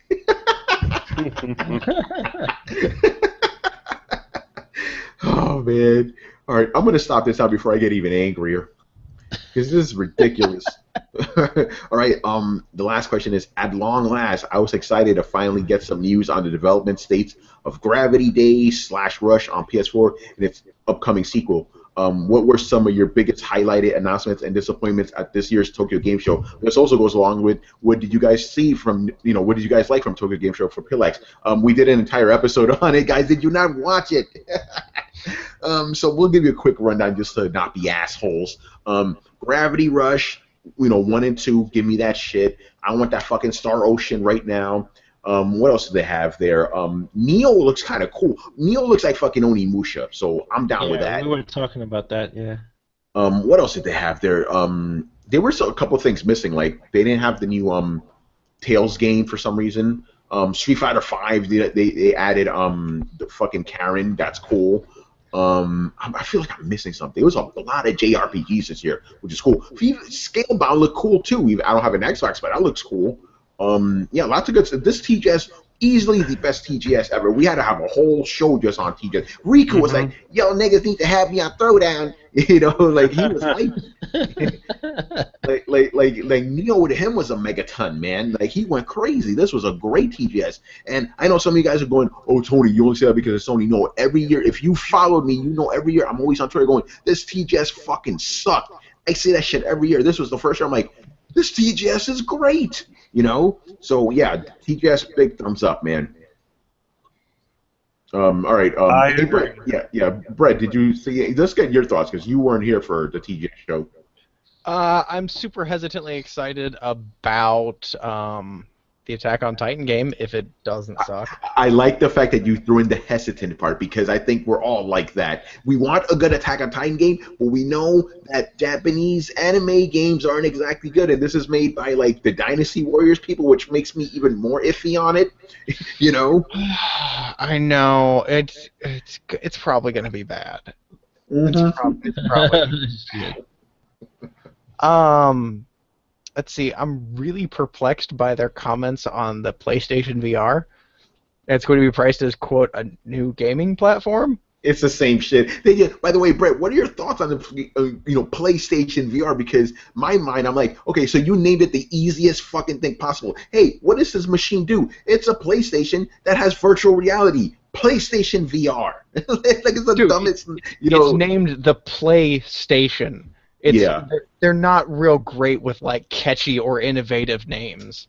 Like the most dumbed down version, but it makes sense because when you go to a Code names are always so much better. That's the Yeah, but if you go to someone, hey, let's try it to Project Morpheus, they're gonna be like, Lawrence Fishburne? What are you talking about? If you say, hey, PlayStation Virtual, VR, oh yeah, I know what that is. PlayStation Virtual Reality. I get you. I understand what you're talking about. It's kind of like with the Xbox One. It's like Xbox One. People are like, what the fuck is that? Like, I have an Xbox One. What are you talking about? I bought this shit in 2000. No, you don't. And then Sony comes in, hey man, we got PlayStation 4. It's like, the fourth PlayStation? I'll buy that shit. It's as simple as that. What do they mean when they say it's going to be priced as a new gaming platform? That's like saying like I'm making a coffee maker and I will price it at the price point of a hot beverage machine. Yeah, like, that's basically okay. What's So going it's on going here. to cost what a thing that does that thing costs? Am I hearing you correctly? Because that's what it sounds like, and that's hardly news. That's just you saying words. Should we be worried? Should we be worried about the fact that they're not being upfront about the price of this shit after all this time? Yes. Yeah, I think especially since Oculus Rift has been like $300 to $400, $300 to $400, $300 to $400. Did you ask how much it was? And they're like, no. I said, where's the bathroom? They're like $300 to $400. Yeah, it's like Sony. Can we get a range at least? Shit, if you're into VR, you could be like $300 or $400. Okay, let me set that aside just in case. With Sony, how much you want me to set aside? It's gonna be priced competitively. What the fuck does that mean? that means get a second job, like when the PS3 came out. Yeah, exactly. Well, like I assume that means it'll cost about as much as a PlayStation. $400? Question mark. That's competitively priced, I suppose. Oh man! Like they're gonna tell you everything they can tell you without telling you anything that actually tells you anything. Yeah, basically a bunch of not like what Konami was doing when Kojima left. They gave you a ton of information, but none of it actually was actual information. It's like saying the most without actually saying anything. Yeah, it's a talent. It's ridiculous. Right? Yeah, Tokyo Game Show, big thumbs up. I want to see that shit. Give me them games. Persona 5 too. That was cool. All right, so that is the show. One thing we will announce it now. Manny and I have been talking about this for a while. Actually, this guy's been hounding us for a while. He's pissed that we haven't had him on the show all this time. So Manny's, I guess your cohort, Mr. Kari Randolph, he will be joining us on Throwdown. Yep. So I want to ask, Kari, he's a big gamer too and shit. So we're gonna talk to him about. I know he is most obviously playing that other game we were just talking about. By the way. I was always talking about hey, I have friends that have been playing nothing but Destiny. Kari's that motherfucker. This dude's been playing nothing but fucking Destiny since last year. Yeah. So we're gonna talk about that, and me personally, I want to ask him about what it's like being a black artist in the industry because he has stories, man. I know that. So hopefully he's gonna be able to share some of those. Yeah, I mean, in general, you don't want to burn bridges, so he'll probably say a couple. I mean, I tend to keep away from a lot of that stuff too, because you don't. Yeah, I mean, I don't want specific, but I want the general stuff because there's I know he'll probably tell some juicy stuff off air, but yeah, it'll be a good one and stuff. If you guys are like a fan of his art and shit, ask whatever questions you want, Yep. So I mean, for those of you who are not familiar, I do a lot of his color work. So that's we're coming to a close on our Tech Jacket, which is he draws in a color, and then we're gonna be doing a full issue of We Are Robin, and it's gonna be on till whatever. So yeah, I mean, you guys are doing full issues of those, aren't you? Yep. Coming the next issue of We Are Robin, we will be doing the full cover, the full issue from end to end, as opposed to backup stories. DC was actually really cool with us this time around, on this one, and just said, okay, we really want you to be on this book, but we understand you have previous engagements, so we'll just slowly move you in.